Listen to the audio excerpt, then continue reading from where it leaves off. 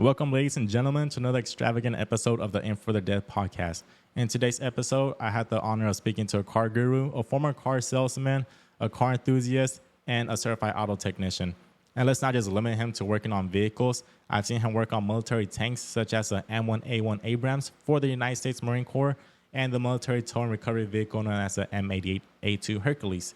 Each one of these costing over $10 million to operate, own, and maintain. Whether if it's engine work, transmission work, any self-propelled artillery system that you may have, and if you have an artillery discharging mechanism on your vehicle, I hope you also have a fire suppression system. Well, this guy would do it all. If there's a will, this man would find a way to meet your needs. He's worked on every make and model, whether if it's an internal combustion engine or if it's a 100% battery-operated vehicle, such as the Rivians or the Teslas. He's done it all. Not just does he know how to be one with the tools that he handles, he has mastered shortcuts and hacks of utilizing every tool you could possibly think of. This guy is so committed to turning wrenches that he has turned into a tool himself. In today's episode, expect to learn what to do if your brakes fail to function while you are traveling at a high speed, or if your accelerator gets stuck while you're driving, or what to do if your vehicle begins to overheat. We cover the main types of negligence that our vehicles tend to fall victims of. What are the top 3 recommended vehicles to purchase to get more bang for your buck, and the vehicles to stay away from because they could be a burden to own. We discuss tips to take into consideration if you're planning on purchasing a vehicle from the car dealership sometime soon. We talk about how the company Direct.Techs operates and functions as a mobile mechanic service, that and much, much more. Noel Torres is probably the top 5 people who I've ever met in my life, and I sincerely mean it. You know, he's a man with a great heart, great honor and integrity, great moral values as well, and an attitude to always persevere. I had the pleasure of serving beside him many, many moons ago, and I always knew that those who were under his leadership, they were always going to be learning, they were always being held to a high standard, and they were being coached and mentored properly. And these are traits that he still carries with him to this day. He doesn't quit until the job is done, no matter the weather, the conditions, or the circumstances. A man of great work ethics, and he always conducts himself in a professional manner. Legend has it that he doesn't even sleep at night, like he just waits. Ladies and gentlemen, I introduce to you the owner and operator of Direct.Techs, the mobile mechanic that serves a wide portion of the Southern California region, servicing your vehicle needs as far south as Orange County, upwards towards the LA County, stretching to the Inland Empire region. You know, I introduce to you Mr. Noel Torres, always working hard to make your day easier. Thanks. As soon as the sun comes out, I cut them all loose and work's my excuse, but the truth is I can't avoid. You don't wanna be high like me, never really know why like me. You don't ever wanna step off that roller coaster, be out alone. You don't wanna ride the bus like this, never knowing who to trust like this. You don't wanna be So thank you so much for taking time out of your day to be out here on this show. I highly appreciate your time of being here. And something that we do for all of our guests, we welcome all of our guests with a gift. So here, my dude, here's a little gift bag. Oh, awesome. Thank you. Thank you for having me. Yes. All right, let's see what we got in here. A goodie bag. Oh, cool. A shirt. I was going to ask you, too. I was going to see how much you were selling these for. Now I'm going to buy one. Yeah, they're pretty pricey unless if you're on the show. If you're on the show, you get them for free. So that's a little token of my appreciation of you guys being here. Yeah, appreciate it. I'll definitely rock it more than once. There we go. Do you usually have like a lot of shirts, but you're like, yo, I only want to rock my own shirt now with my Direct.Techs stuff that you got? Honestly, no. Well, because I usually wear my shirts when I'm working, so they get kind of dirty. Okay. But I do wear your other shirt with your firearms training. I wear that one a lot. Oh, right on. And so Thanks. now I'll wear this one a lot. Thanks, my dude. Yes, sir. Let's see what else we got in here. Oh, some stickers. And we got this guy our stickers. So just that the audience knows, hey, this is our guy from Direct.Techs. He's one of the best mechanics that we have in the area. Very reliable, hardworking, and he's pretty much, he will get any problem fixed on your vehicles. So I have the luxury of having this guy on my 3rd episode of the podcast, and I wouldn't want to have it any other way. So once again, for being here, got you with some shirts, stickers, and a little bit more stuff. Got a voucher for a free piñata. Okay. Yes, so we're going to give a shout out to one of our sponsors, which is Piñata.Princess. Princess, okay. And with that, you get a free piñata, my dude, as long as you don't lose a voucher. If you lose a voucher, hey. Got it. And if anybody out there also wants to check out their Instagram page, pinata.princess, look at their items. Their selection is really good. They do great customization. So if you guys mention this podcast to them, I would get you guys a 25% off discount on any pinata. Awesome. Thank you. And then we got $25 for Jack in the Crack, little jumbo Yeah. jacks. Okay. So that Appreciate right there that. in today's inflation, it's not going to buy you much, but hey, it's just to That's one meal, maybe. That's one fry. Yes, there we go. And if you get the app, there a lot of these places I've noticed that their apps have really good rewards points, so you could possibly double your money. I've always been curious about the apps. Like, just me personally, I'm like, I don't want 50 apps on my phone. Is it actually worth it to have the apps, in your opinion? I only have the apps for, I think, Del Taco, because there's one down the street from me, so that's the only one I use. And then, you guys, this is pretty much our guy from Direct.Techs once again. His Instagram page is Direct.Techs, and I will have it up there for you guys. If you guys want to hit him up for any quotes, any vehicle maintenance, go ahead and reach out to him. I know some people, they get pretty iffy about reaching out to somebody. I will also put his website up there. Go ahead and contact me, and then I'll be the middleman to get you guys in there. Yeah, either way, happy to help. Like you were saying, have website or Instagram. I think there's Facebook as well. You can send messages there if you don't want to call me, talk on the phone. Some people don't like talking on the phone. Not a big deal. You can send an email, whatever your preference. We can help you out. Right on. For him being here, pretty much great service. And because of this podcast, if you guys want to reach out and get some work done on your vehicle, just mention the podcast to him as well. And we'll hook you guys up with a 25% discount on anything below $500. Anything above $500, we'll do a 15% discount. So just contact him, mention the podcast, and we'll get you guys dialed in, my dude. So now that you're here, a lot of people got a lot of questions about vehicles. Roughly everybody owns a vehicle, and we all tend to neglect them. So I do have a few questions lined up, and it's pretty much that questions that a lot of us have been asking ourselves, like, hey, how much damage am I doing to my vehicle from doing X, Y, and Z? So pretty much the intro would just be, roughly, you have your business going on. How many vehicles do you work on a week, roughly? Right now, weekly, I'm going to say average 7 to 10. Excuse me. So including inspections, it might be on the higher side, but as far as actually doing the repairs, that might go down to like 6 or 7 a week, just depends on the schedule. So what usually happens is someone calls me or sends a message and says, hey, can you check my car out? It's doing something weird. So I have to go verify the problem first and then say, okay, these are the parts you need, order them, and when they get there, come back to do the repair. Unless it's something simple where it's like something was unplugged, I can plug it in for you, but that's rarely happened. Right on. But yeah, so usually that's inspection first, and then we do the repair. What's the percentage of the vehicles that you're able to fix on the spot? Because like you said, it was something minor, which you say is probably in the 10 percentile, or I know it can't be that big of a, hey, every vehicle could be fixed easily. It's not like we're swapping batteries on something. Percentage-wise, I'm going to say maybe 5%, where I can show up and they, hey, oh, this is what's going on, and it was something small, and I'm like, okay, boop, problem solved. Oh, right on, right on. So not a whole lot, but it does happen, and again, it's okay if that happens. Like, not everybody's a car professional. You don't know the ins and outs of cars, so I am more than happy to come check your car out.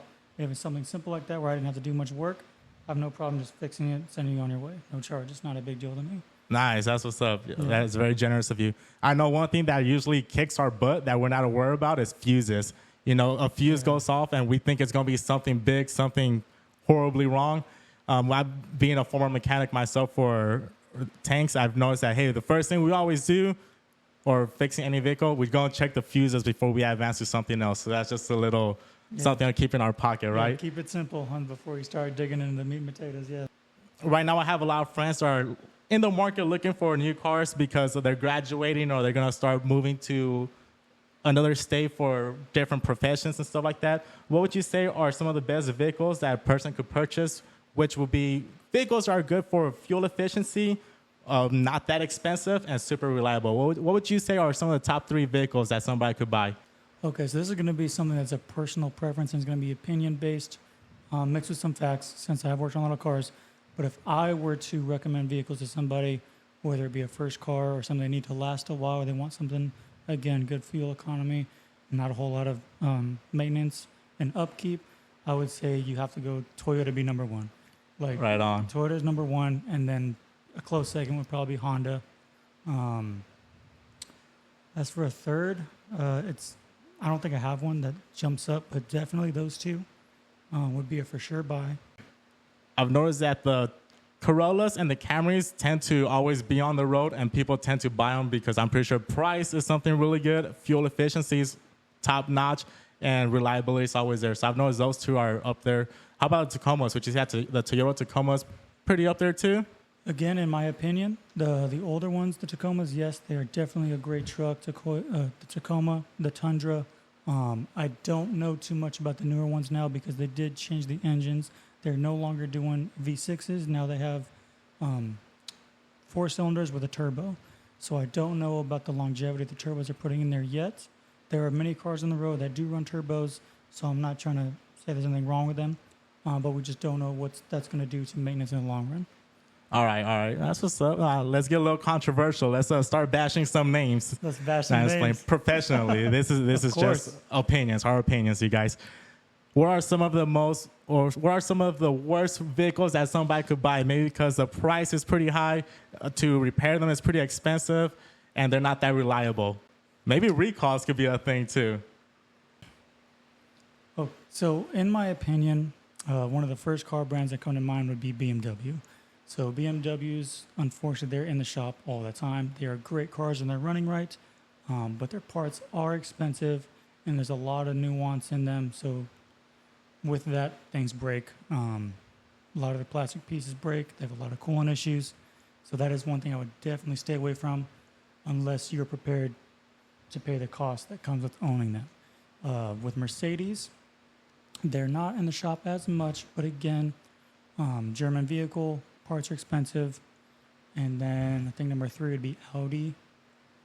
They're not terrible cars. But again, parts are expensive, and where they put some of these parts, it's kind of a pain to get to. So the labor cost goes up real quick. So you're not paying a lot of money. The Audi, is that the higher end of not a Toyota, it's a higher end of what is it? Audi is Volkswagen. So Volkswagen Automotive Group, so the Volkswagen Group is going to be, I might forget one, don't hate me, is going to be, of course, VW.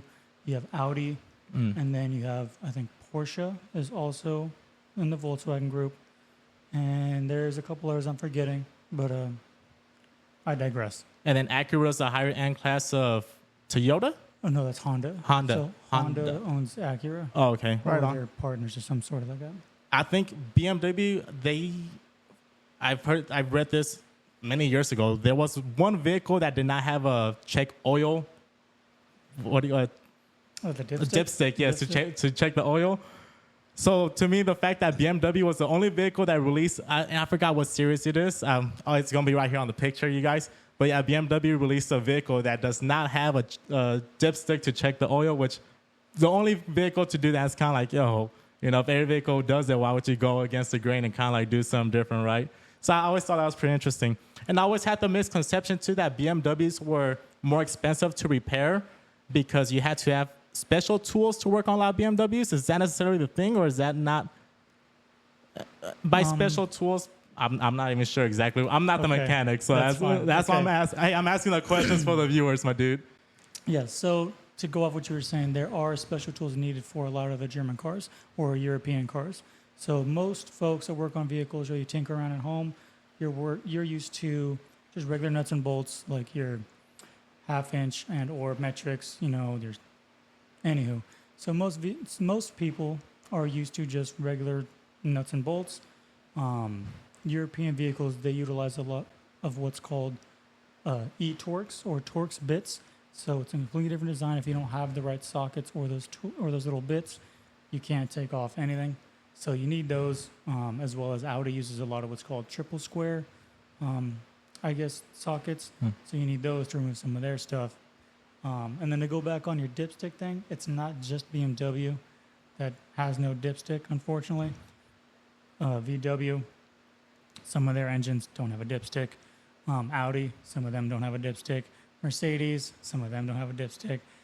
What I've found is I think it's because a lot of these quote unquote higher end vehicles, most of the times the owners are not the ones doing the repairs. They take them somewhere to get them checked on, so they kind of see it as a redundant feature.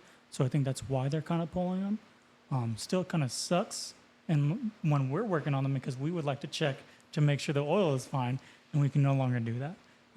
You can, however, with BMW, Mercedes, through the car, if you have a scan tool, or sometimes it's on your infotainment, you can go to check oil level, and it will tell you, the car will take a reading, and it'll tell you where the level's at. Okay, right on. Now that we're talking about oil and oil changes, if my vehicle requires an oil change every 5,000 miles, but I like to push it to a limit sometimes, and let's say I'm pushing it to 8,000 miles from my last oil change, what kind of damage am I doing to my vehicle? Okay, so you're not doing too much damage if that happens every once in a while. I get it. We all have busy lives. The last thing you want to do is take your car to go get maintained, because now you can't drive it. You got stuff to do. Anywho,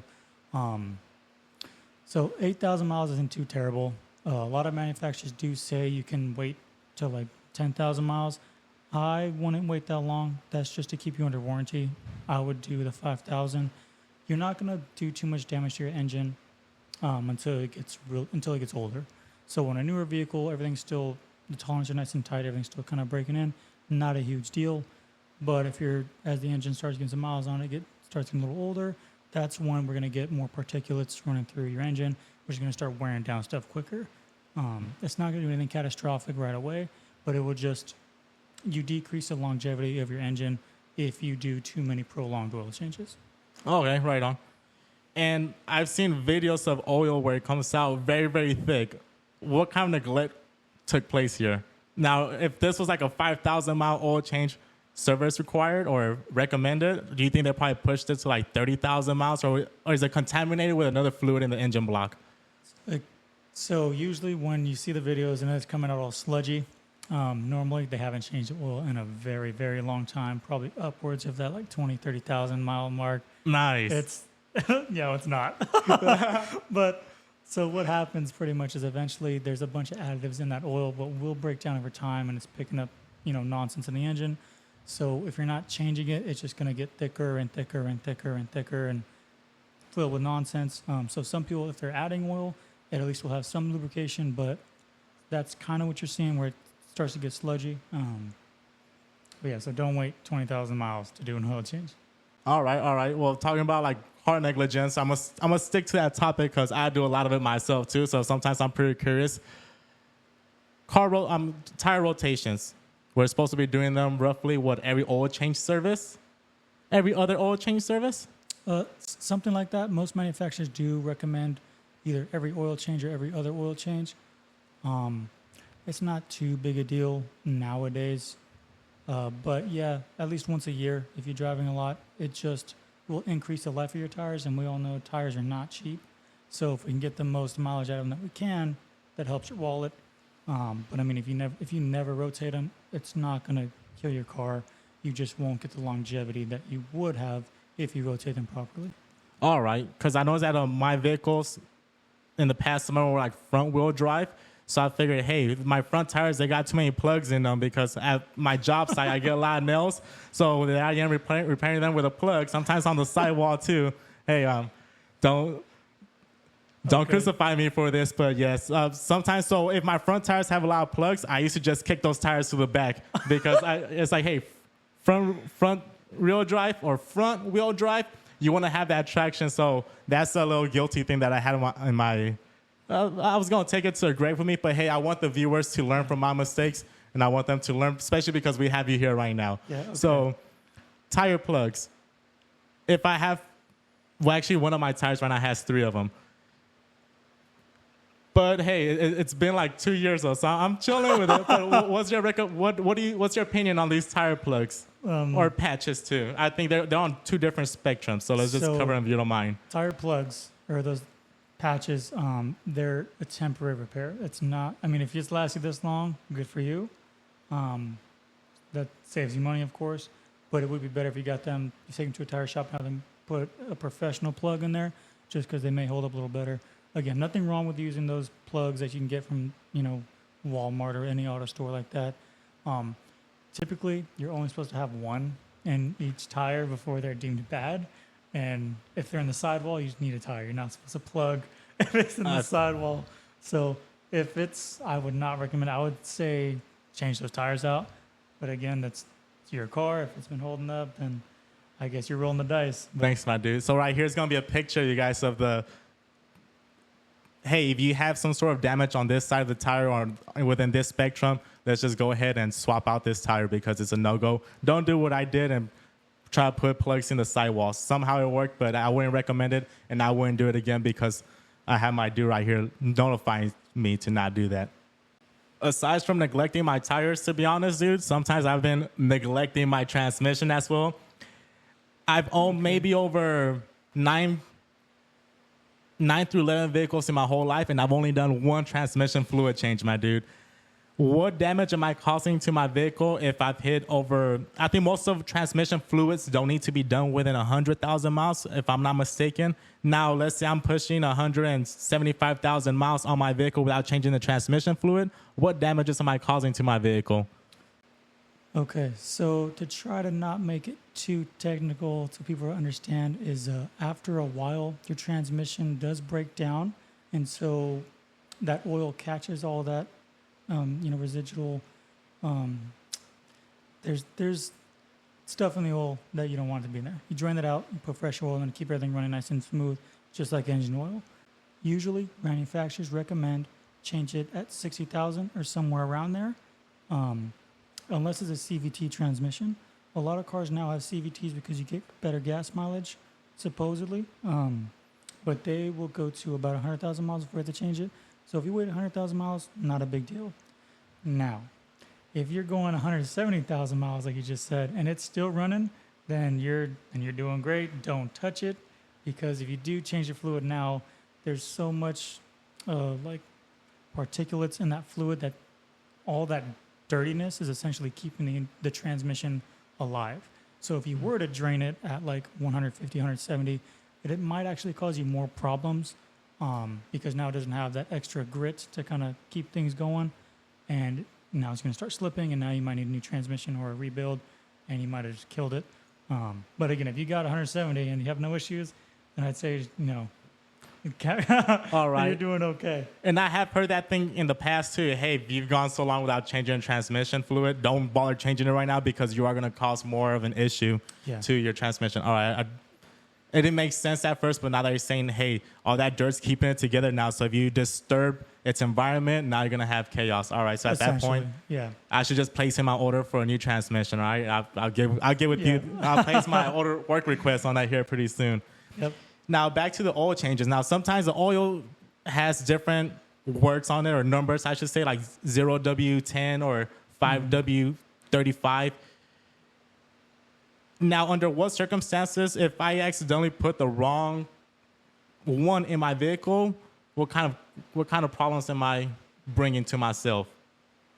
Now, I know some are pretty different and pretty drastically different. So it's like you don't want to put a 5W15 into like a 25W10, correct? If that even exists. Yeah. So the numbers are wrong, but I got what you're trying to say. So don't worry about the nuances of that. But yeah, so most cars nowadays are designed under such tight tolerances that you need to run what the manufacturer says to run. If you don't, you could get lack of lubrication and lack of flow, and that could again cause premature wear on your engine or other stuff that the oil needs to lubricate and keep cool. So that could cause you problems. There are some newer cars to where if you do run the wrong oil, it will tell you, hey, wrong oil is in here. I don't like this. Change your oil. I think BMW has a few cars that do that. Maybe Mercedes, if I'm not mistaken. But yeah, you do need to run the manufacturer oil. Granted, there's going to be cases where you can get away with it. Like, for example, there are people that tune cars and they do a bunch of like upgrades, or they change out engine parts. Now the engine is different. Okay, so then you might need to run a different weight, as they call it. But for the most part, if your car says, I take 530, put the 530. If your car says, I take 020, put the 020. Don't try to be the engineer. They're designed to run off of a certain weight, So you got to run that certain weight. All right. Good to know. Now, you said the vehicle will let you know if you put the wrong oil in it. Is this like a sensor or a display message that we'll get, or is this once we start to hear that knocking?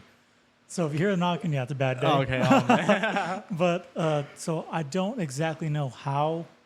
The computers must be really smart. Maybe they can pick up like how the engine's flowing. This is all this assumption. I don't know. I have to read it to see how it exactly works. But you'll just get a check engine light saying to check your oil. But when we hook up as a mechanic our scan tool to the vehicle, it will say incorrect weight or incorrect viscosity or incorrect oil type, something to that extent, to where we know, hey, now we can ask the customer, did you change your oil recently? Do you know what they put in? And we start kind of digging a little deeper and then be like, okay, it's the wrong oil, or maybe there's something else going on. Now, when you do ask those questions like, hey, did you do any work to your vehicle recently? Do you find that the customers normally lie to you and they're just like, no, I haven't done anything to you? Or how often are they upfront and be like, yeah, I tried to do this and that and it didn't quite work out and that's why I'm here? I wish everybody's told the truth, but of course you're going to get people that lie or they omit information because either one, they did something they don't want to admit that they messed up, or they took it to some other guy and they don't know what they did. So I'm like, I get it. But the more information you give your mechanic, the better. Because we're not there to judge you. We're there to fix the problem. To where if you tell me, hey, I try to change out this part, now I know, okay, this is where he was kind of messing with. Let's go there to make sure first to see if you installed it correctly, because maybe you did something wrong. It happens. No one's perfect. Or we can kind of see what's around that. Something got misplaced. And then if it's not related, now we can go that route too. But if you just bring us a car and say, oh, my car is running weird, now we just have to start pretty much from square one and try to see what the heck is going on. To where if you're just honest and say, hey, I tried to do this myself, or I went here, or hey, I put the wrong oil, or I put diesel instead of gas in my car, tell us. Because now we know exactly where to go. Saves you a lot of time, saves us a lot of time, and we can narrow down the problem quicker. Right on. So you guys hear that? Be honest with your mechanic. It'll make their day and their life a lot easier, and it'll get you out of the problem a lot faster. Yes. Don't lie. It's not a big deal. Just tell us. We're here to help you out. And I'm pretty sure that anything that you guys have done wrong, they've already seen something 10 times worse. So it ain't their first time seeing such a mess up, and it won't be their last. So let's just be honest. And I'm not going to lie. There's been times where I'm like, it just started happening. I don't even know what happened. And I'm hoping they don't see my tools in the trunk where I was just like, I gave up and all that stuff. Yeah. So growing up, there was always this word that we would hear. I'm not sure if it was just like the older vehicles or what, but there'll be a word, tune-up. And people will say, yeah, I got to do a tune-up on my vehicle. Do tune-ups still exist today? So tune-ups back in the day required a lot more physical adjustments from a mechanic, or a lot of people do them themselves, to where nowadays most of these adjustments that are made are done electronically through solenoids and sensors and computers and stuff like that. So there's no adjustment that we need to do to the engine to keep it running properly. That being said, if you were to come in with a newer vehicle and say you need to tune up, most of the times that just requires, your oil change, fluid checks, and then spark plugs, maybe like transmission service. It depends on your mileage and where you're at in the vehicle. But that would pretty much fall under what a tune-up is nowadays. The other day I was coming back home from Six Flags, and as I'm going to start ascending this tall mountain, I see signs everywhere that says, hey, turn off your AC or your car will overheat. And I've never really turned off my AC, and I'm not sure if my car ever came close to overheating because I have a picture right next to the temperature gauge of my engine block. What is the meaning behind this? Hey, turn off your AC so that your car won't overheat sign. What does that mean? Okay, so I personally have never seen that sign. Maybe I'm not paying attention. So the theory behind that would be if you're running your AC, the car is now trying to cool the cabin temperature as well as your engine temperature. It's going to sound a little technical. If it goes over your head, I'm sorry. Hit the comments or something. If you have more questions, we can break it down further. So essentially, your car has a radiator that cools down your engine coolant, and you have another radiator for your AC system. So that radiator sits in front of the coolant, or in front of your engine radiator, to cool your cabin and then cool your engine. If you turn the AC off, it's no longer trying to cool the car 2 times. And I'm trying to keep this simple. It's trying not to cool as much. So if you shut that off, and even, I don't know if you heard this, if you turn your heater on that will help get rid of some extra heat out of the engine as well. But yeah, it's technical. I understand the theory behind that. It could help, but I mean, like I said, if you want to break it down, I can get real sciencey and whatnot. But Nah, dude, you're talking. Yeah, it's gonna go over a lot of people's heads. You're talking to a guy who has 3 plugs on one tire, dude. I'm not gonna listen that much. I need pictures for the most of it. Exactly. So afterwards, we'll pull out the draw board and we'll start painting out some pictures. But there is some truth to that. If you kill your AC, it will help take a load off the engine as well as prevent adding extra heat to the engine. All right, sounds good. So pretty much the gist of it's that, hey, your car's already working hard to get over this tall mountain, and we're probably packing 5 people into this car, so there's a lot of weight going up this mountain, and we're all 5 of us are trying to stay extra cool like an Eskimo, so the AC being on full blast ain't quite working out for the car. So we're straining the vehicle too much, and that's why they're saying, hey, just turn off the AC and help out the vehicle a little. Yeah, it just takes one less load that the engine has to worry about, essentially. All right. Yeah. No, for sure. Thank you so much for helping me understand that. So if my car is overheating, what are some things that I could do? You had already mentioned to turn on the heater. What else could I do if I notice that my vehicle is overheating? So again, if your vehicle is overheating, if you turn on your heater, what that does is, so when you turn your heater on, it actually takes some of the heat from your engine into your cabin. That's how it warms it up. So it's doing that. So it's acting like a second radiator kind of. And then if your car is still overheating, I doubt people just have water laying around in their car. If you do, great. If your car is overheating, I was just pulling it over. You do not want to run your car hot for too long because you start damaging stuff and that repair can get costly. So worst case scenario, if your car's overheating, just pull over, open the hood, let it cool down. Just wait to where you got to get to, or if you can, just tow your car. Because if you keep driving it overheating, you will cause a lot of problems, and it's not going to be cheap. Is that where the infamous engine warp word comes from? Yeah, so engine warp would be the block or the head. The engine got too hot. The heat that created it started turning some stuff, and now things aren't sealing properly. You get leaks, things get broken, and then of course to repair that, you got to pull the engine out or start tearing stuff apart, and that's a lot of labor, not including the parts. That's a big bill. All right, cool. So I'm driving down the street, because I have a small picture that blocks my thermostat gauge. So, hey, I finally see that arrow come on top of the picture. I'm like, yo, that arrow's normally not on top of my picture. All right, so the main thing I should do is turn the heater on full blast, maybe roll down the windows because I know it's going to get warm. It's going to get warm in there, and then pull over at a safe spot, pop open the hood, and let it cool off for a little bit. Yep. Now, sometimes I see that there's people who are off to the side with the hood pop open, but there's steam coming out. And now, is that too late, or?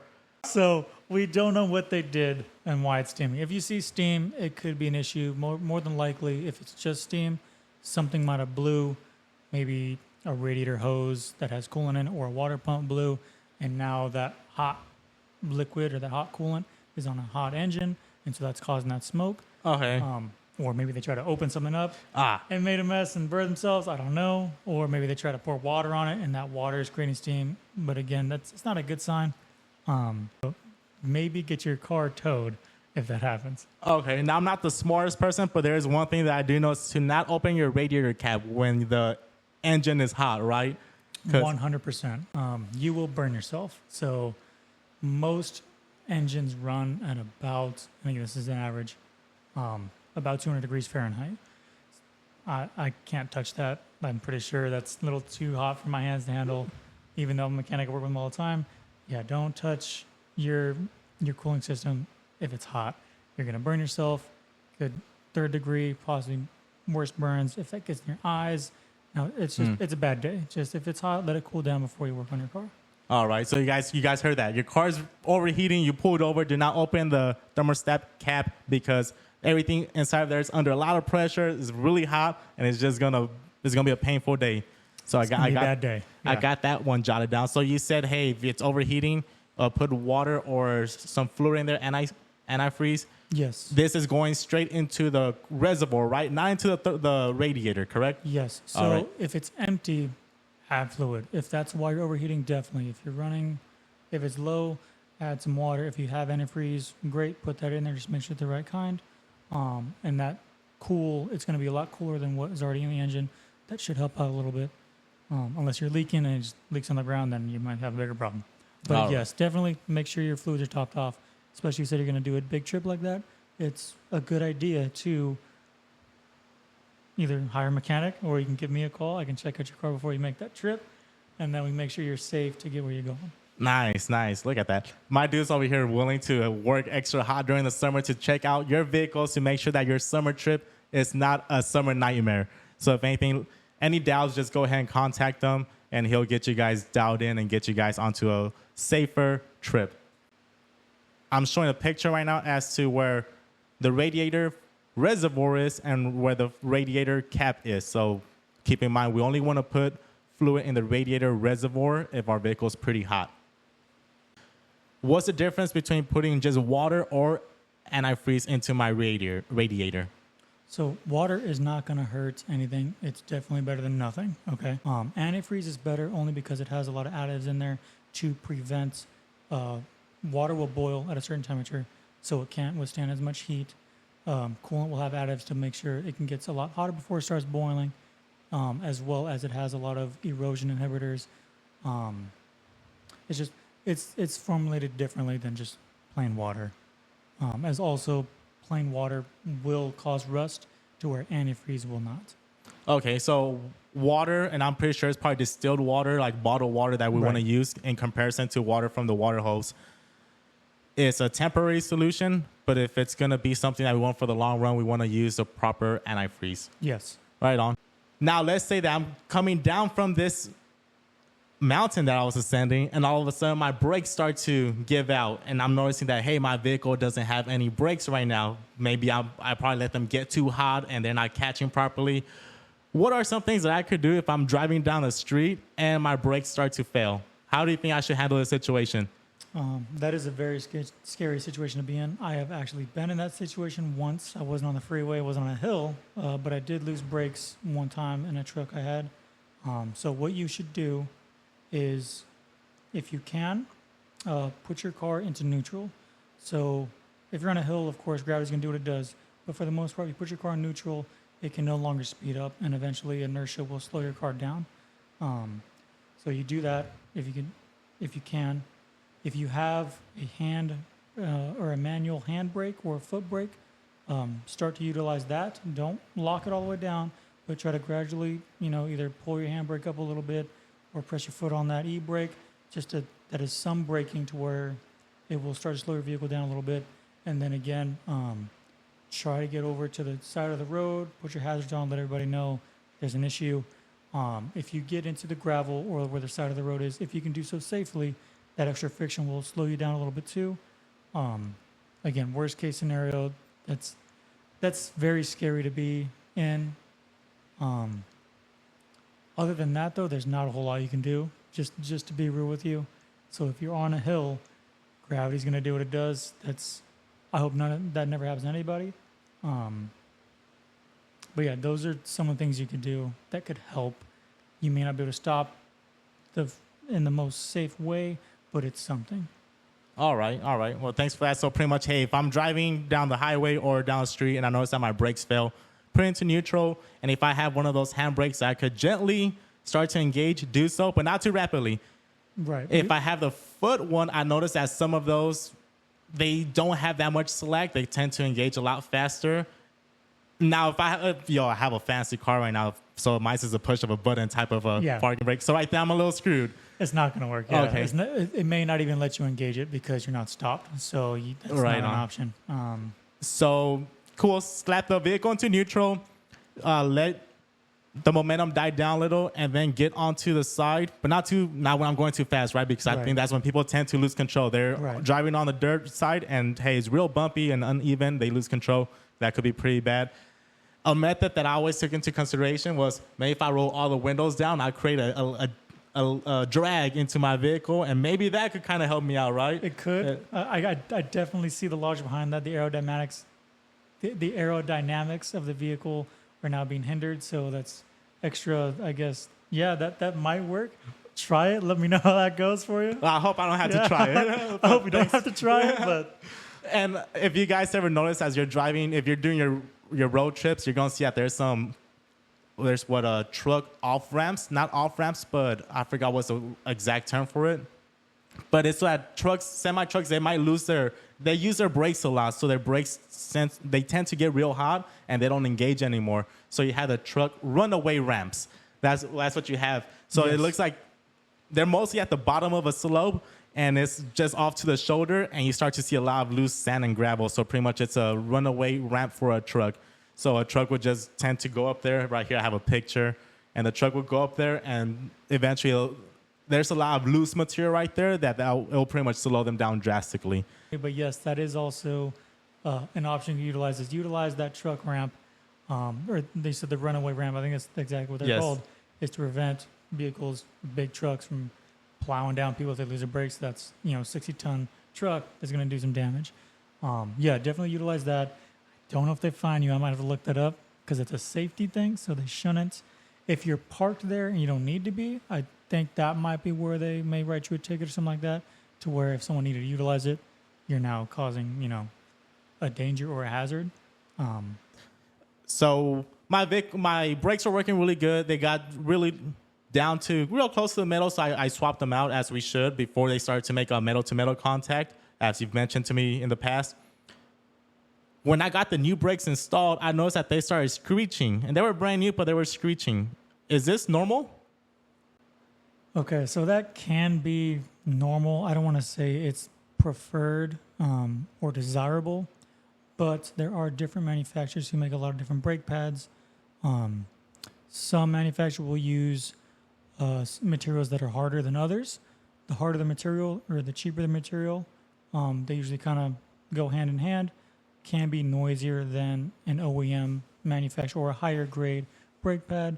So that can be quote unquote normal, as you stated. If your brakes are still operating, that's totally fine. But again, if that's bothering you, then the only way to fix that is to put better pads on there, better parts, more expensive parts, and that noise should go away. Okay, so pretty much the logic behind it is my brakes are probably making noise because I didn't use the proper brake pads that were assigned to that configuration of my vehicle. And sometimes I do cheap out sometimes. I get stuff on websites where I'm like, yeah, it's going to save me some dollars, but at the end, it ends up costing me a lot more because then I had to go back to the repair shop and be like, yo, these brakes are making noise. And it's like, well, that was also the brakes you told me to install. What do you want me to do by it? And I was like, all right, Yeah. good point. So to kind of piggyback off of that, I actually did work on a customer's vehicle a couple months ago to where they wanted to bring their own brake pads and rotors. I'm totally fine with that. I'm going to inspect the parts first to make sure they're the right parts and that they're of quality. They wanted to save money, and they drive a Mercedes, SUV. I think they had is a GL. It was either GL or GLK, one of those, the big SUVs. And they wanted to run some cheap O'Reilly's pads. There's nothing wrong with O'Reilly's or AutoZone. I'm not saying that, but it's not a Mercedes brand that they're utilizing. They're using the cheaper version that they can get because they're trying to save money. I let them know. I said, hey, these are not, the greatest pads. I'll put them on for if you want, but they may make noise. And if so, I'm going to charge you again to come back here and put better parts on there. They said, no, it's okay. It's okay. So lo and behold, like 2 or 3 days went by. She gives me a call and says, hey, my brakes are squeaking. They're making noise. I said, okay, no problem. Let me come over. I'll come check it out to make sure everything is safe, make sure I did my job properly and I didn't leave something loose. So I went, checked everything out. Everything looked okay. We drove the vehicle, couldn't get it to squeak. And then as we were backing into her parking spot, it squeaked a little bit. And I said, okay. So I did hear the squeak and I was like, yeah, that's just the material of the pad you guys are using. Unfortunately, in order for that to go away, you have to just change them. I was like, I know you just bought these, so that's going to be your call. Still waiting on her to call me back to see if she wants to do that. I think she decided to just deal with the noise for now, but that can happen. So save yourself some money. Buy a better part in the beginning so you don't have to get paid twice. Or maybe she just didn't want to call you back, so she just didn't drive in reverse anymore. Maybe. Hey. I don't know. Whatever. So if I was to call you to to change my brakes, you're not going to get the brakes from like a AutoZone or O'Reilly's. Where do you normally get the brakes from then? So I do have 3 suppliers I utilize. I do sometimes go through O'Reilly's or AutoZone if I can't get them. I utilize WorldPack would be one of the main suppliers. If not, if they can't get it or if someone's got a rush, I will go to AutoZone or O'Reilly's to get if they carry the OEM part. If they don't, I will get the next best thing, or I go directly to the manufacturer. So, for example, it's going to cost a little more money, but if you have a Honda, you need a certain Honda part, I will go to Honda and order the part you need. I actually did have to do that on a car I worked on a little while ago. It was like a 2019 or a 2020 Honda Civic, brand new car. The young lady that had it, I guess, hit a ditch and she cracked her transmission pan. You can't get that aftermarket. So I said, hey, what are we going to do? Went to the dealer, had to order it, and then wait for it to come in. When it came in, put the OEM part on there. Oh, right on. So I have another thing I had to experience sometime in my life. Well, I haven't actually. So I had this other thing, as I asked you the question about, what do I do if my brakes stop working? Well, now let's flop it around. What do I do if I'm driving down the street? Let's say I'm driving my Camry, my 2010 Camry. Was it 2010? They were pretty infamous for this. But Okay. I'm driving my Camry down the street or the highway or whatever, and my accelerator gets stuck. I'm supposed to be driving 45 miles per hour. If I'm on the highway, maybe 65 miles per hour, and I'm seeing that my speed is creeping up, and I'm at 70 miles per hour, 72, 74, my foot's off the gas. What should I do if my accelerator gets stuck? So do the same thing as if you lost your brakes. Put your car in neutral. If you put your car in neutral, car can't accelerate anymore. You now disconnected the engine from the transmission, so eventually your vehicle will slow down, and hopefully you actually do have brakes, so you can just brake, stop your car, pull over, get off the side of the road, turn it off, whatever you got to do, and then again maybe get it towed, where you can correct the issue, and then go from there. Right on. So this is not to bash the Camry or Toyota at all, but they did had an issue, and it was like a very minor issue where I think the rug or the floor mat got stuck somehow, some way, and they did have an accelerating problem, and they fixed it pretty good. But it's not to bash them, but this is just to pretty much give an idea as to some people do experience this happening, and if it does happen to one of you, God forbid it does happen to one of our viewers or non-viewers as well, because we do care for them too. At least now they know, hey, slap the vehicle into neutral. And more likely, you will still have brakes that work. Hopefully, you still have brakes that work. Yeah, so hopefully you didn't lose your brakes and your car's accelerated. That's a bad day. Yes. Oh, no.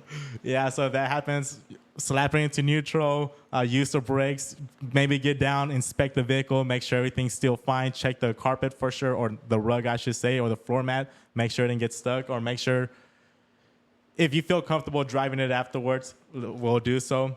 But I guess first we'll test it out, try to hit 5 miles per hour first, 12, and make sure everything's fine and it doesn't get stuck again before we continue on our drive. Be safe. Safety is always paramount, so you got to be safe first. When I was young, oh man, dude, this was so embarrassing. It was like one of the worst experiences I ever went through. It was the middle of the night, and I thought I had deactivated my car alarm, but the battery had died, and I do things simultaneously. So I pressed the button, I pulled the handle. So the battery was dead, and as I pulled the handle, I pulled it pretty hard, jerked the car, and then the car alarm started going off, and it's like 1 a.m, dude, and my car alarm is going off. So luckily, I was able to go inside the house, get my backup key fob, and turn it off after like 2 minutes of looking for it because, Murphy's Law, whatever could go wrong will go wrong. And right when I was looking for my extra key fob, I couldn't find it. What is something that I could do if that happens again? No one wants to be stared at for the wrong reasons. So what you can do, if it's easy to get to, is pop your hood or sometimes pop your trunk, depending on the car, and try to find your fuse for the horn. It's usually on its own fuse. It's on its own circuit. If you pull that out, you just killed the annoying loud noises. Maybe your lights will still flash, but that's not going to wake anybody up. So yeah, if you can, pull the fuse out and the horn should cut off. Okay, so pretty much just disconnect the horn. And like you said, the lights will still flash, but now we're going to drive looking a little weird with our lights flashing, for at least we ain't making noise, right? Exactly. All right, well, thanks for that tip. It's hot outside right now, dude, and so I'm driving, and I run my AC, I get down, I go to the store, blah, blah, get back into the car. It's the evening, so sometimes I don't have to turn on the AC no more because I could just drive with the windows down. It's pretty fresh outside now. But that noise, I get like a little nasty smell sometimes. Or I get into some people's car. Actually, I'm not even going to embarrass myself like that. I get into a friend's car sometimes, dude, and I get like this weird smell coming out of their AC vents. What is this smell, and how can we take care of this foul smell that's coming out of these AC vents? Okay, so that is probably way more common than you think. What that smell is condensation from the AC just building up in your system. So most people, they drive their car, they got their AC running, and then they park it and just they don't turn it off. They just park the car, turn the car off, and then let it be. So then in the morning, they fire it up, and their AC is already on again. What's happening is that condensation is just now sitting. It hasn't drained all the way out. It's just sitting in there behind your dash. And moisture will eventually grow nasty stuff, bacteria, mold, etc. So you're essentially smelling the bacteria and mold growing in their AC box, and that's air is being blown in your face when you turn the AC back on. So that's you're smelling just nastiness. So to prevent that, what you should do is before you shut your car off, just turn your AC off and just have the fan on to let that blow some of that extra condensation out, or give it a second to like drip all the way out. But yeah, you're just smelling nasty water. Okay. Is what that is. If I'm like a band making his grand entrance over here, yeah, I think he's over here talking about like, oh yeah, I get that smell too. Shut up, Bam! Don't be exposing me like that. So you guys, this is our little co-host, music and sound engineer, little everything. He's just doing his trips, just making sure everything's okay. Yeah, I'm trying not to mess stuff up, Bam. I'm sorry. Okay, so pretty much, hey, I got my AC running, and I noticed it's not always that my friend's AC doesn't smell that bad. So I'll start telling him, hey, dude, I got a little foul smell from your AC unit last time. If you're going to go on a date, try to turn off the AC and let the fan run by itself for maybe 6 minutes for it to dry it out. A minute or two. It doesn't take too long. It's just to get rid of some of that extra condensation is all. All right. But yeah, it's just, again, to help dry out, clear some of the stuff out, clear your box out.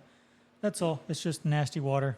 Oh, for sure. Let us take a break so we could get Bam out of the picture and get him back to his work studio, back in his office. He's over here slacking off. So there's the answer, you guys. Hey, if you get a weird smell coming out of your AC vents, let the fan run for a little bit. So another cause of, smell, if it's not what we just mentioned, it could be your cabin filter. So that air filter, most people don't even know is there, and they never change the life of the car. And that filter can get nasty, full of dirt and just pollen and sucking up smells, and that can actually hold a lot of dirty smells. So, for example, let's say you had food in your car for a little while, and sometimes you leave your car, you come back, it still smells like that food. That filter actually holds some odor. So you change your filter out, then that could get rid of the smell as well. I know it's mostly recommended to change your cabin air filter every other oil change or every 3 oil changes. Is that roughly? Yeah, at least once a year. It's not detrimental. Right. So unless you have allergies. If you have allergies really bad, that filter will catch all that. So if you don't want that to be blowing in your cabin when you have your AC on. So if you have allergies, I'd say change it more frequently. But yeah, at least once a year, just to be on the safe side. I have been guilty of not doing it at least once a year. Just, again, we get busy. And I waited 2 years, I think, on one of the vehicles I had. Changed it out. It's pretty gross. It's pretty caked with dirt and whatnot. Yeah, change your filters. Don't smell nasty stuff. You don't have to.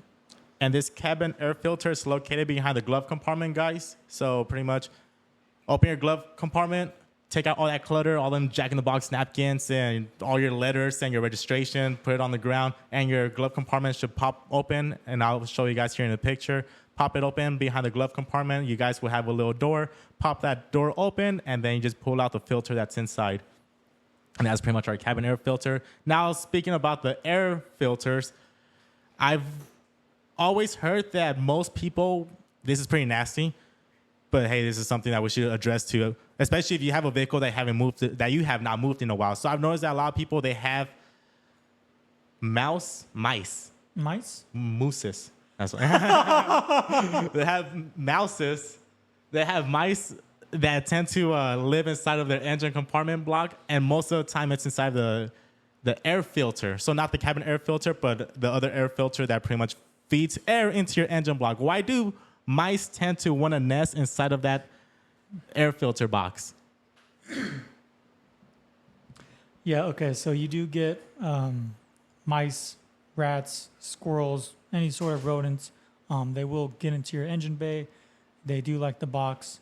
The reason why they do that is because your engine is nice and warm. It's cozy. It's dark. They can go hide in there. So animals do. And the problem with that is they love all the insulation in there, and they'll eat it. They'll start chewing it up, and they go to a little box. It's a perfect place to just set up a nest. It's isolated. It's quiet. It's dark. So they make beds in there, and they have babies in there. Sometimes I've seen a little nest. There was no babies left. But I've heard stories where they have, like, it's just a rat's nest, and they got babies inside there, inside the air box. So that can happen. One thing to be wary of with rodents is they like to chew things. It's very common, like you said, that a mouse you'll start to see like fur or a bunch of like sticks or nesting material inside your air box. Most people don't even know that they have some mice living in there. What are some issues that could derive from these mice living inside your vehicle?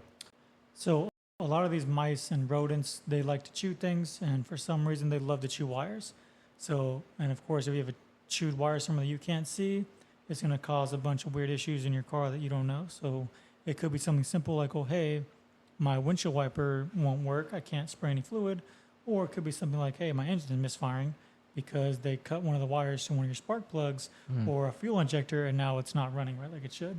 All right. So pretty much, hey, if you have a mice issue, they're in your garage, or you have your car left outside for a while, you're probably going to have them starting to form a nest inside your air system. So, or let's get that every once in a while, at least pop the hood open. We should be visually inspecting everything. And I'm pretty sure that if you have a mice issue, because you'll start to see their footprints on top of your engine block and on top of the plastic trimmings too. After all the dust settles, you'll start to see and they leave feces everywhere. They sure do. So if you guys notice that there's a mice issue around your house, more than likely they're going to be living inside your engine block here pretty soon. Well, not the engine block, but the air system that feeds into the engine block.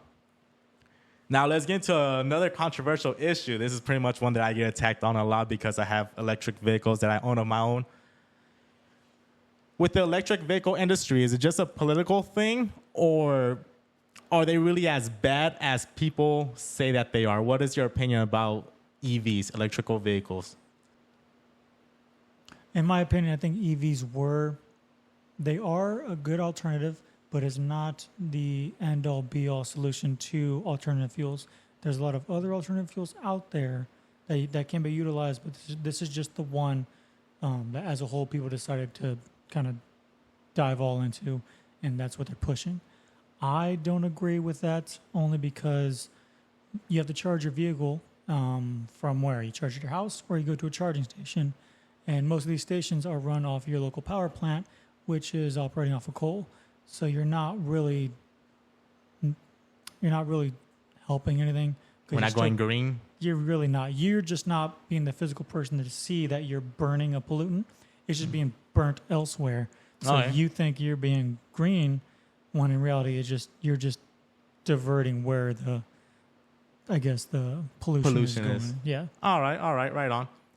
I'm going to go on a little rant right now, and this is just my opinion. This is not the opinion of our sponsors or anybody else, but a lot of people, they're like, well, where the power goes out, how are you going to charge your vehicle? Well, if the power goes out, how are the fuel pumps going to have power to give you fuel? And most people, they don't have fuel just sitting around the house, either in gallons or in containers.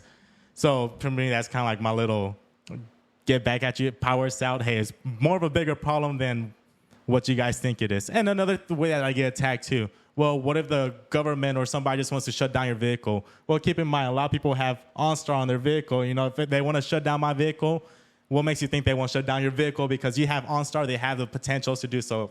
Right? I think OnStar has the capabilities of functioning like that. Yes, OnStar does have that capability. There are different companies too, similar to OnStar, that have similar access to your vehicle, as well as, this may just be hearsay, but a lot of newer vehicles are coming out with either speed limiters or speed governors to actually control your car even more so. I don't know if they have quote-unquote kill boxes or kill switches in them yet, but it's not too far-fetched of an idea to think that they're not in there, especially because your car runs off of a lot of computers already as it is.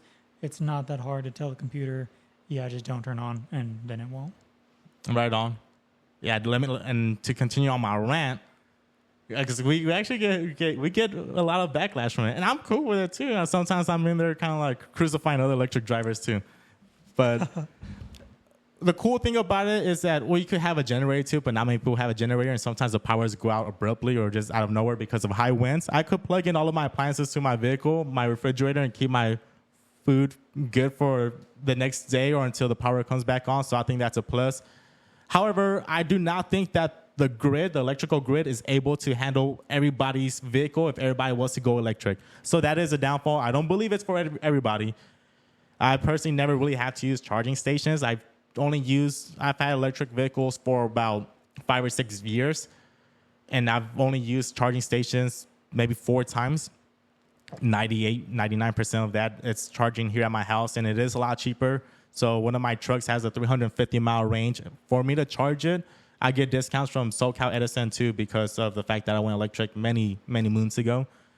For me to charge my truck to give me 350 miles is probably like $18, dude. It's pretty incredible. Okay, yeah, that's not too bad because I've heard some people do have a really high electric bill because they're charging home, whatever it puts. Again, they're using more electricity, so they get charged for them. Since you may be grandfathered in, I know they were offering a lot of incentives for people to go get solar panels, get an electric vehicle, and they'll give you like a break on your SoCal Edison will give you a break on your bill. I think they stopped doing that. I could be wrong, but I think they stopped doing that. I've also heard they're going to start implementing a tax on people for having solar panels because I think, let's scratch all that. The government's trying to get their way, right? so that could be more conspiracy nonsense. Maybe that's another episode. But okay. What I was trying to say is I did talk to a buddy. I do have a friend who does sell solar panels, and he was on. He made me aware that there was a bill to try to, I guess, quote unquote, punish people for having solar panels and electric vehicles because they are adding a lot of strain to the grid. And so instead of giving them a credit on their bill, they were trying to take that away. Mm-hmm. I don't think it lasted very long. I think it got killed pretty quickly. But I'm like, that may happen again. I don't know. I guess we'll see. Yeah, I currently don't have electrical panels. My light bills average at like $175 a month. Keep in mind that's charging 2 vehicles, having the AC running, and a bunch of I do have the people try to sell me the solar panels. I'm getting off topic a little bit, but it's just give me like 20 seconds. But to me, it's just like I don't want to sign a contract for 30 years just to deduct X amount of dollars for my. And I hate paperwork. So it's just not for me. But yeah, the electric vehicle conversation. I love how there's a few things that separate the country. You know, whether if you're a gas combustion engine type of person, or you're electrical vehicle engine, if you're an Android, you're an Apple guy. There's a lot of things that separate us, and I'll leave it at that. Next question pretty much is going to be, is it more difficult to work on an electric vehicle in comparison to a regular engine vehicle, or what's your opinion on that? I think I would just say it's different. As far as complexity goes, they're both complex in their own ways. They're just going to be different of how you can fix them. So as far as suspension work and your brakes, essentially an electric vehicle is the same as a combustion engine vehicle. That part's not going to be different. It's going to be your drivetrain. So combustion engine versus a battery and a computer. To simplify it like this would be an electric vehicle is essentially just your phone, bigger and with wheels. It's just a computer, and you tell it what to do, and it'll put an output. That's it. There's not a lot of mechanical components to make things go. It's, hey, I tell the computer what I want it to do, and the computer sends a signal, and then it does it. To where an engine, there's a lot more physical components that are actually physically moving to get the vehicle to move. So, I mean, to answer the question, electric vehicles require more of like an IT or more of a software knowledge. So, like, I do know there are cars that run off of Linux software. If you know anything about computers, there may be other ones out there as well. But if you know that software, then you can code the car or update the firmware or software update and stuff like that to kind of fix some bugs. So that's totally different way to fix a vehicle than you would with a combustion engine. Right on, right on. I think I still got 20 more seconds left in my rant. So another reason why I went electric too is because the warranty was really good. On the Volt, the Chevy Volt, it gave me 165,000 mile warranty, which I was like, all right, pretty cool. If anything goes wrong, no harm, no foul. However, I do drive a lot, so I probably exceeded that within like 6 years. On the Rivian R1T that I have, I had a 195,000 mile warranty. So I was like, yo, if anything goes wrong, hey, no harm, no foul. Yeah, so okay. I didn't mind it. Tax break was pretty cool from it. I did not do it for the, because we could drive on the carpool lane. Well, I think they're trying to get rid of that sticker now. But if you had an electric vehicle, you could drive in the carpool lane. But if you're a thug, going to drive in the carpool lane, regardless, if I'm by myself, I'll do it. Exactly. I pay my taxes, so I'm going to use every lane that I possibly can. And that's part of my rant. My apologies, you guys. Another question I was going to have is, sometimes when I'm inflating my tires or if I'm at a tire shop, they will try to ask me, hey, do you want to use nitrogen air for your tires or just regular air? And then they put the little green cap on it, which I think the green cap's pretty cool because it reminds me, hey, I am going green. I'm going green. I'm saving the world. Now, putting nitrogen air in the tires, is it really making a difference on my miles per gallon for somebody else who has a gas engine? Or what's your opinion on nitrogen air? So the theory is you could possibly get a little better gas mileage. Maybe it's negligible if that is true. But the big thing is people put nitrogen in their tires because as the temperature changes outside, it won't fluctuate when it gets really hot or it gets really cold, especially here in California, summertime now. I think I might be wrong on the numbers, but for every 10 degrees that the temperature increases outside, I think your tire pressure increases about 1 or 2 PSI. Something like that. I could be off with the numbers. So if you have nitrogen, you don't have to worry about that fluctuation. It'll just pretty much stay the pressure you set it when you fill it up and never have to adjust it. If you want to pay for it, go ahead. In my opinion, it's a waste of money.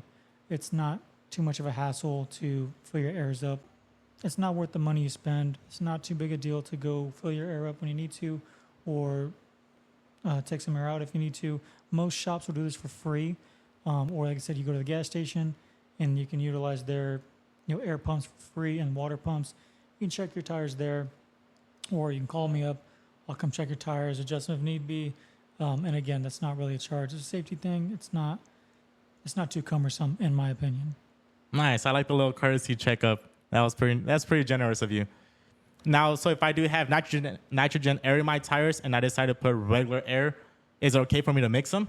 Yeah, it's not gonna hurt anything. So you're just lowering the percentage of nitrogen that's in the tire. So for example, if your tires are supposed to be at 34 psi, and we see they have green caps, we ask, I have nitrogen in my tires. Check the pressure and it's at 31. We just add about 3 psi of air. No harm, no foul. It's not gonna cause any problems.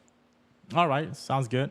So hey, if you guys want to put nitrogen air in your tires or not, it's really, I feel like the vehicle's way too heavy to even make much of a difference. I personally never really used it, but I see that the option is out there. And like you said, using regular air pretty much is just going to cause your PSI to fluctuate a little bit more. I've noticed that my PSI on my cars only fluctuate from 38. It might jump up to 31 and it might come down to 35. Once I start driving, it goes back up to 38 and so on. If I start to notice that, hey, it's 38, now it's 35, now it's 32, I figure maybe it's just one of my plugs that went bad, so I got to put in another plug, right? So, that's what I notice if I'm driving. I always try to keep my my monitor on my PSI on my tires. I have a big phobia of my tire being flat and me not knowing it, or that I have a major air leak, and next thing I know, I'm going to be stranded without I don't really carry a spare tire. A little embarrassing I was just going to fact. say, if you have a big old truck, how do you not have a spare tire? Well, on my work car. On my work car, I don't. On the truck, I do. But I don't carry the jack. So you got the tire, but you can't change it. But I got AAA service for that. Well, most of the time, I don't carry the jack. I will change that, though, as of tomorrow. I'll buy me a smaller jack to pump it up if need be. Talking about driving the vehicle and the numbers fluctuating with the PSI, what do you think about us integrating self-driving vehicles onto the road, or us even being able to be behind the wheel and just have a vehicle drive on its own? What's your opinion on this little implement that we're throwing into newer and modern vehicles? My opinion, it seems cool. Seems like it's very convenient, and I think that's how they're maybe trying to sell it people. But at the same time, I do not like it. I don't want it. I actually enjoy vehicles. I like driving cars. That's just me. I like to be able to control vehicles, so that's why I love a standard. My cars are standard transmission, meaning you have a little stick shift. I have to shift the car, it doesn't do it automatically. I love to drive. So to me, that's not a pro, that's definitely a con. And also, I think it could be more dangerous, only because if it's autonomous, it's running off of software. Software can get a bug. Software can crash. If it goes out, it could do something weird. It could decide to speed when it doesn't need to. It could decide to drive on the wrong side of the road. It could decide not to see a stop sign or a red light, and now it puts you in harm's way. I'm not saying that's going to happen for sure. It's just, it could happen, just like with people. That being said, it's like, you can try it, but I don't see the human factor may be more beneficial than computers running it, and we're just kind of sitting back and hoping everything is working fine, because everything breaks eventually. I agree. I tend to have mixed feelings on this topic just because I feel like it could be safer in some aspects, because a lot of people are driving distracted. You know, we're constantly on our phone as we're driving. I feel like the vehicle could be a little bit safer in some situations like that. However, I do notice that the vehicles they won't allow you to activate the self-driving. They won't allow you to activate the self-driving program if there's changes in the road or if you're on the street. A lot of them, they don't allow you to activate the software or to activate the ability to drive itself on the streets. But I've noticed that sometimes when there's construction going on in the highway, the vehicle doesn't really register that. So I think that's when it could get very, very nasty. Right. However, I think there's times where it will help out with a driver, because we all know we're going to drive distracted, which we shouldn't. But people tend to. We're in California where people are always running late and we have a million things going on. So yeah, sorry. So going off what you just said, yeah, people do drive distracted to the point where I have seen with my own eyes, people have their little hand-free mount or their phone up. I've even seen a laptop on a gentleman's lap. I'm like, what are you doing? Because he has a Tesla and it's self-driving, and I'm like, that's still not safe. But I see people watching full-blown TV episodes or catching up on their Game of Thrones or whatever on their phone or whatever the new show is that they're watching. And I'm like, you should be watching the road, not this. Yeah. So I think that will just cause more people to be more just, I guess, not as vigilant as they should be when driving, a car that could potentially cause other people harm or cause yourself harm if you're not aware of your surroundings. I agree with that. I do believe, hey, if we allow it to happen, this technology to advance like that, people are going to get more lazy. We're going to rely on it when we shouldn't. Yeah, more complacent, I guess is the word I was looking for. So sometimes I've taken my car into a shop to get like repairs done here and there, and they'll quote me with some outrageous number. And I get on Facebook and I start talking to the community of the people who own the same vehicle as me, and everybody's like, no, that's too expensive, this and that. Is there such thing as a go-away price where like the mechanic would just throw a random big number out there to scare you so it could go away because they don't want to do the work? Does this go-away price word or terminology exist? So as a go-away price is a thing, but not in the way that you described it. Every mechanic wants work, so if you come with a big ticket job, it could be a pain to do, but we're going to do it because it's going to pay a lot of money. As far as a go-away price, as far as giving someone a bigger number, that may only happen if maybe we're dealing with a customer who has we've worked on their car multiple times, and every time they're just not happy. We try to accommodate them. Not just speaking for myself, I'm shops I've worked at, I've seen this happen, and there's just nothing we can do, shop owner nor the shop, to, give them satisfactory work. We do repairs as requested, but there's just some people you just can't please. And so to, I guess, prevent us having to deal with some of these troublesome customers, I have heard the shop up front, some of the riders will give certain individuals a quote unquote go away price, like you said, and and give them an increased rate because they just don't want to deal with said individual. So it does happen, but most times it's very rare that any person has to resort to that effect. Some shops will just say, I don't work in your car, go away. I don't even want to charge you for what we did. I'm done with you. Take it somewhere else. So it can happen, but I'd say it's a very rare occurrence. I had this one situation once where I had dropped off, this was many years ago. I took my Impala to the dealership so they could do a check engine light diagnosis. So I leave it at the dealership. They call me back like 2-3 hours later. And they're like, yeah, X and Y is going on. Do we have your permission to disassemble the engine block because we had to look inside? So they did so, and then they called me a few hours later. Hey, so this is what's going on with your vehicle.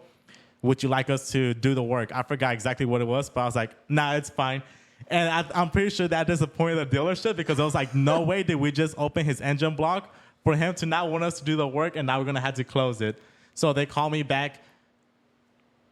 At that same time, he was trying to convince me, like, nah, dude, like, you should probably just get it done. I was like, nah, it's fine. It was too expensive. Mm-hmm. And I was really broke at the time. Happens. Yeah.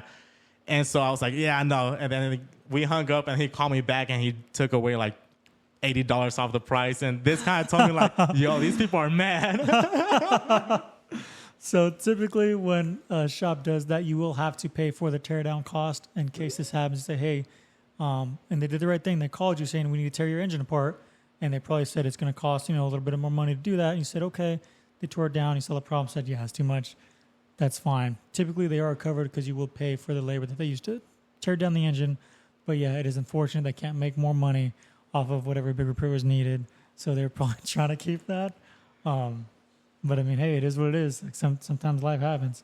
Yeah, and if I'm not mistaken, they didn't do the work because I wasn't going to pay for it.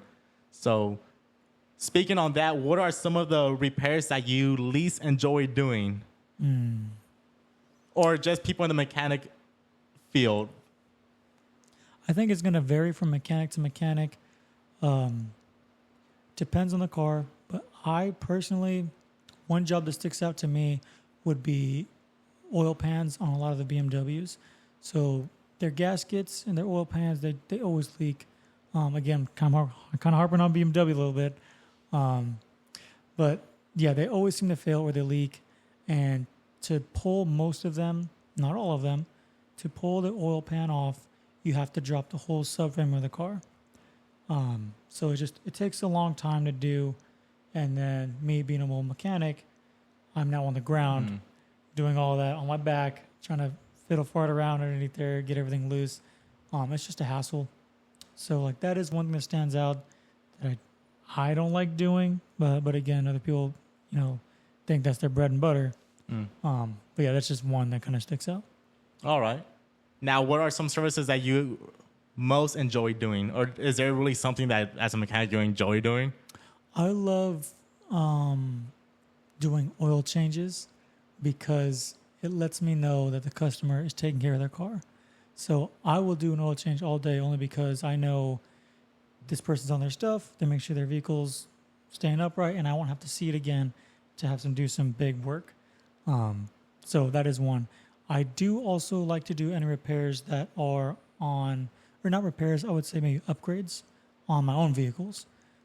Customer vehicles as well, but there are some upgrades I like doing because you can kind of see the fruits of your labor to see either some people want to make more horsepower or a lot of people lower their vehicles. They do upgraded suspension, stuff like that, to where you can kind of see that car drives a little differently. But if that's what the customer wants, great, I'm all for it. You can kind of see that something has been changed. So stuff like that I do enjoy doing as well. Oh, right on. Now, if I'm not mistaken, I think the viewers, we should definitely let you guys know, be careful when you're doing upgrades on your vehicle because it could void the warranty if I'm not mistaken, correct?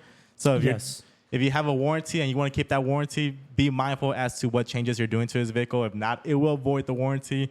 And then a lot of people, they're not aware about this. They try to take their vehicle in for future work being done to it at the dealership, and the dealership's like, yeah, everything's voided.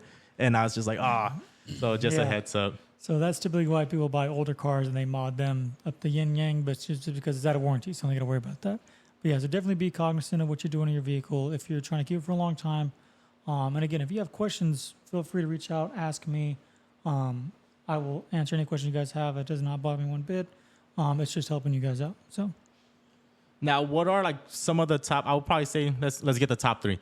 What are the top three negligence that you see people do with their vehicles that leads to a bigger problem that could have been prevented? Easy. We have no oil changes, no tires, or they don't change their tires, and tires are bald, and then brakes.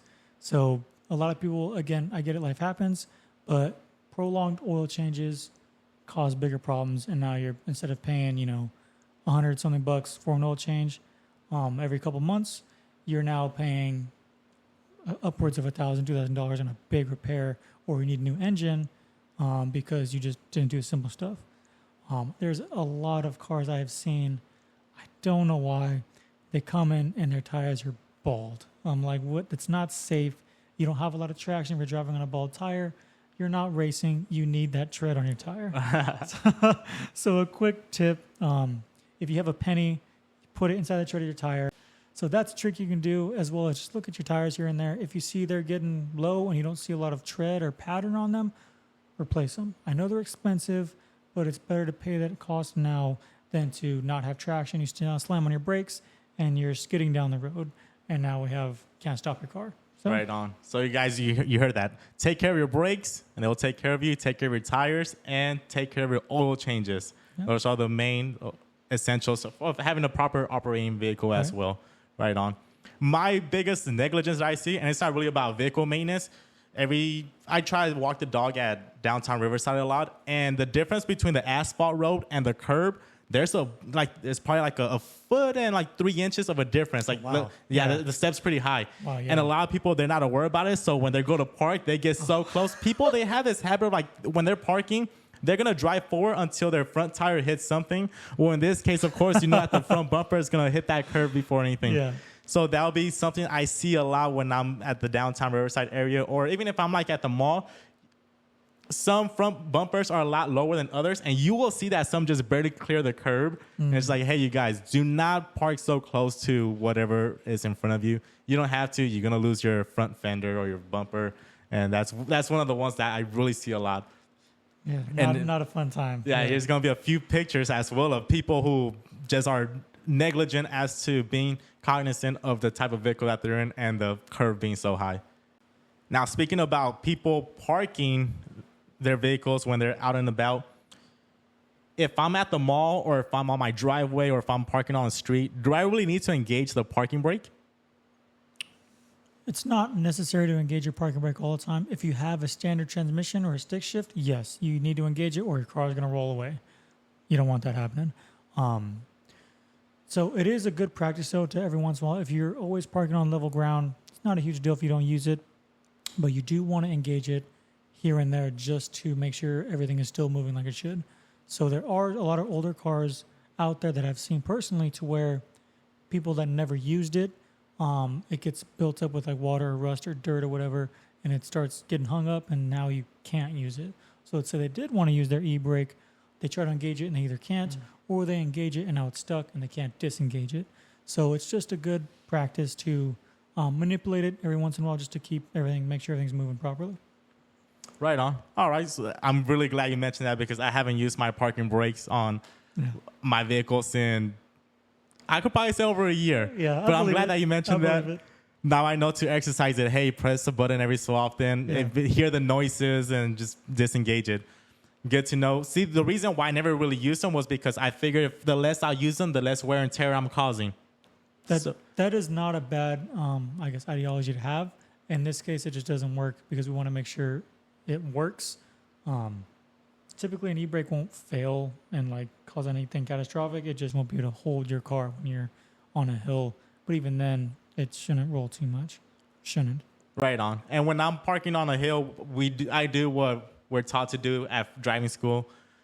Turn your tires towards the curve or turn your tires away from the curve. And here's a picture that shows you how you should align your tires depending on which side of the slope you're parking on. Yeah, if you're either up the hill or down the hill facing, yeah, that's good. That's good knowledge. But yeah, as using a person who always had automatic cars, I always thought it was funny how every other country they normally use manual vehicles except for us. Is it because we're just that lazy, or maybe before the automatics were a luxury, like that was like, oh, you paid extra for that. Now it seems it's gone the other way to where you have to pay extra for a standard or a stick shift transmission, which doesn't make any sense because it's less computers. So why do you got to pay more? Okay. I don't know. That's just my personal, maybe a little gripe. I could probably go down that road a while. So is a manual vehicle cheaper or more expensive than automatic? I've always thought that they were cheaper. Every time I looked for cars to buy. They used to be cheaper, yes. Oh, okay. Now I think, again, they have a higher price tag only because since there's not that many of them, they're now special item, and so people charge you more for it. That's not always the case. That's just what I've seen.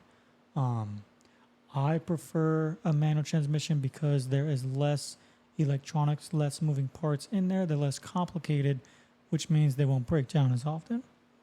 Okay. All right, on. Good to know. Now, the next question I was going to bring up was going to be about diesel engines. It's always known, especially with semi-trucks, a diesel vehicle could last over 350,000 miles easily. Semi-trucks... Way more than that. Semi-trucks I've seen hit 1 million miles. A million miles? Yeah, I've seen them hit 1 million miles.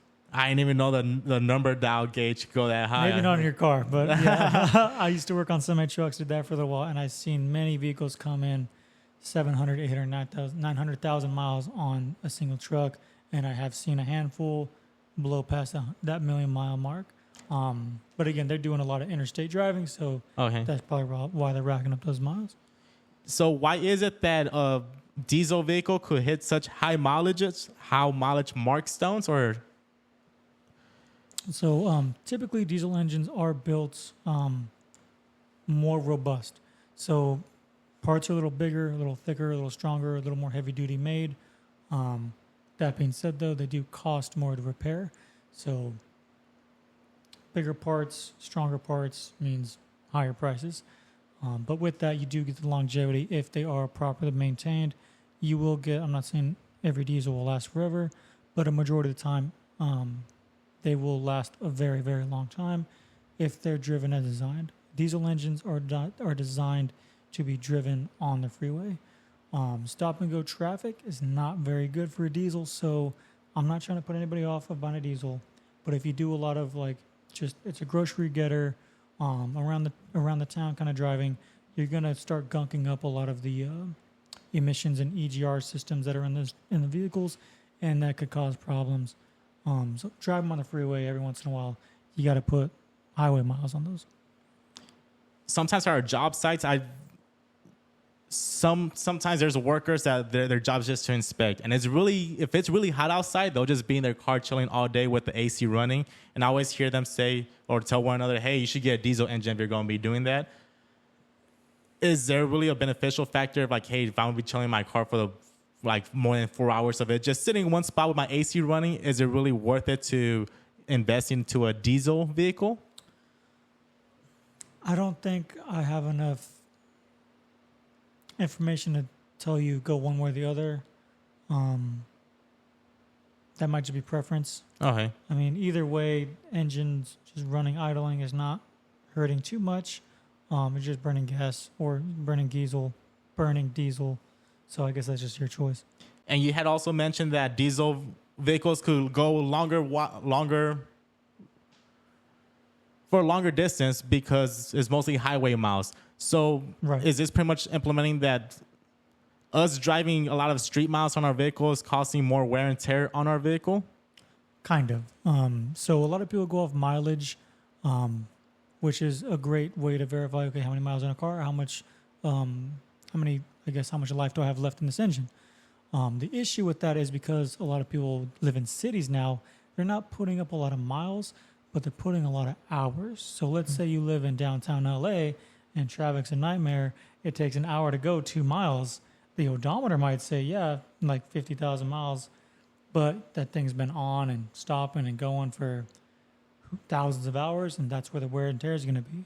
So you can't always just go off of, oh, this car only has 90,000 miles, maybe it's a good buy.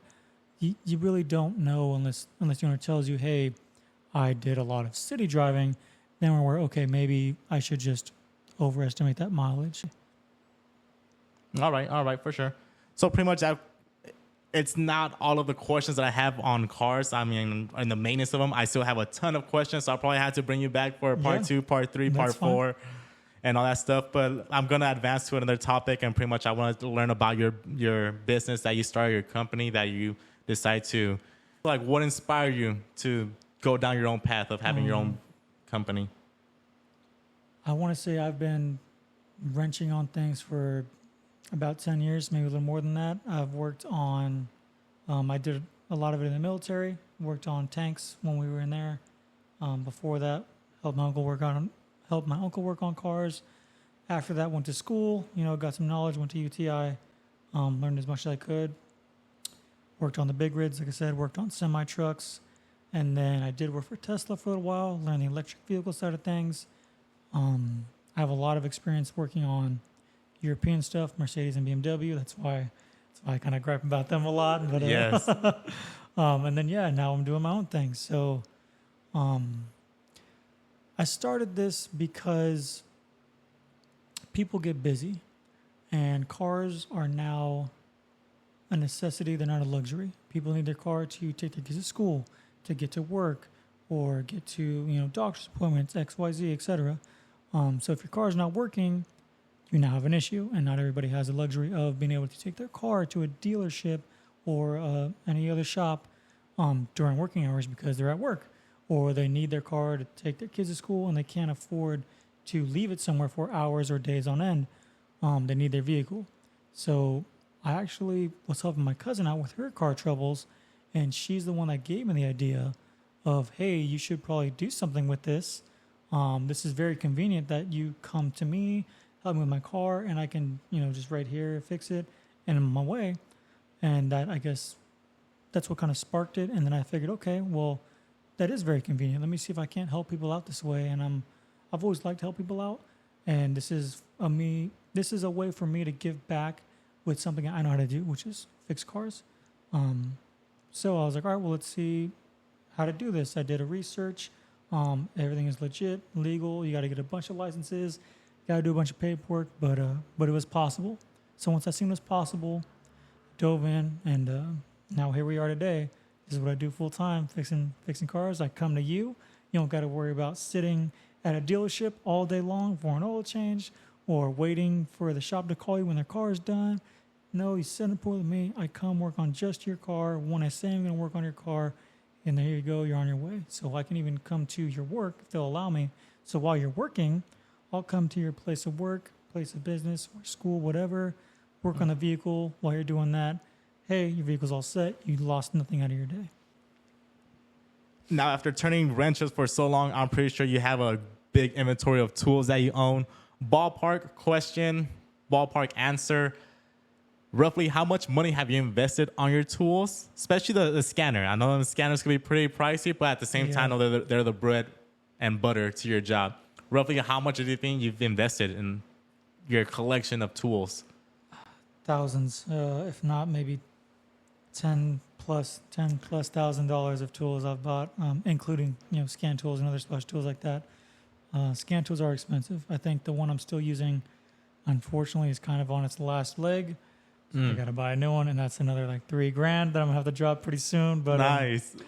But yeah, so tools, they get up there. You don't always have to buy the most expensive tool, but there's a lot of specialty tools that do a certain job that you can't get done without it. So, like, because of that, you start racking up debt pretty quickly when it comes to tools. Oh, that's that nervous laugh. I like that. Yeah, it's a lot of money that we shouldn't have to spend, but you got to spend money to make money. So. That's true. So you mentioned that you also give free estimates earlier in the episode. To what extent do you give free estimates? So as far as a free estimate goes, like I said, reach out if you have any questions or want to know a quote on something. So let's say, oh, hey, how much is it for an oil change, or how much for a brake job on this car or that car, or how much to change my radiator. If you ask me these questions, I will tell you. Okay, so for oil changes, it's usually $60 a labor I charge, not including the parts. So let's just go with that. So this is how much I charge for oil change. Do you need parts? If so, I can let you know how much they are. We go from there. I can give you that over the phone, free, all day long. Does not bother me, or text message, email, either way. But if your car needs diagnosis, for me to come check out your car, I do charge $60 for an inspection. So I will inspect your car, tell you what you need, and then we can schedule another time to come do the repair if you choose to book with me. That being said, if I go do an inspection and, like I said, something's unplugged or it's something simple, I didn't really have to fix much, 9 times out of 10, I'm going to tell you don't worry about it. It's not a problem. I sent you on your way. I did a good deed. You're happy. I don't need any compensation for that. Typically, yes, estimates are free, but the caveat to that being said, if you say, hey, can you change my radiator or my water pump or etc., I will do that for you if you ask me to, but I would prefer you let me look at your vehicle so I can verify, hey, this is actually a problem and you're not just throwing money down the drain. Nobody likes throwing money down the drain. I don't want you to just be throwing parts at a car that don't need to be changed. So I will always suggest, let me look at the car first, but if you just want me to change parts, I can definitely do that as well. All right, on. So, like, if I have a check engine light diagnosis going on, or if the car's telling me, hey, this light turned on, and if in my mind I'm like, hey, dude, it's just gonna be the oxygen sensors. Could you swap them out for me? And if you look at the vehicle, you notice, it ain't gonna be the oxygen sensors. Yeah. You'll give me the courtesy heads up and be like, I don't want to do it because it's just gonna cost you money. And exactly, okay. Exactly. I appreciate the honesty. And you guys, he did say that, hey, if he comes to you and it was just a quick fix, he's not gonna charge you guys. At least just give him like a courtesy tip, you guys, or at least go inside the house in the kitchen. If you have some food in the fridge, just go ahead and help out my dude. If it's 125 degrees, just get him at least a few water bottles. Yeah. Water is fine. You don't have to feed me. I am okay. I'm okay. I am happy helping you out. I'm happy to help. So. Yeah, but let's try to keep him alive a little bit longer, especially during these heat waves that we're gonna keep having. That's pretty nice and generous of you. Now, what about the warranty of your work? To what extent do you offer the warranty? And what if I supply you with my own parts that I want put into the vehicle? I have no problem installing your own parts. That doesn't bother me one bit. But there will not be any warranty on those parts because I did not provide them. So, again, choice is yours. Bring your own stuff if you want. I'm going to inspect to make sure it's of quality. But there will be no warranty on the part. There will be warranty on my labor, however. So let's say you had me do brakes. For example, it's making a noise or something feels weird, I will definitely come out and check it to make sure I installed them correctly. Everything is how it's supposed to be. I don't mind doing that at all. I will definitely check my work every time. Doesn't matter. If I supply the parts, you need something changed out, that is where you will get a warranty through me for the parts and labor. All my warranties are for parts replacement. It's going to be 12,000 miles or a year, whatever comes first. It's pretty standard for most businesses. That's what they offer. So I figure I do the same thing. The only difference is I'm coming to you. So instead of drive to a shop, we just set up a time for me to come check it. I'll make sure you're taken care of. Now, what about engine swaps or transmission swaps? As a mobile tech, I'm pretty sure you probably don't carry a crane around with you to take care of this. Are you able to do transmission swaps or engine swaps? So as of right now, no. I will not pull an engine in your driveway only because it's going to take a long time. It can be very messy, and then there's always the risk of if I set a bolt down somewhere on your property and come back another day, it may not be there. Stuff gets kicked around, so it's just not at this time. Maybe in the future we'll have an option for that, but I will not pull an engine out or do rebuilds. I will not drop transmissions and put a new transmission in or rebuild a transmission as of right now. Maybe in the future, but no. All right. I love to know about big numbers. What's the most expensive repair that you've done on a vehicle? And do you remember what kind of vehicle it was? It was an old Chevy truck. It was a work truck, and it was a diesel. And like I said, diesel stuff is not cheap. So I think that ticket was about $2,000 for the repair and the parts. And that did take just about all day to get done. Okay.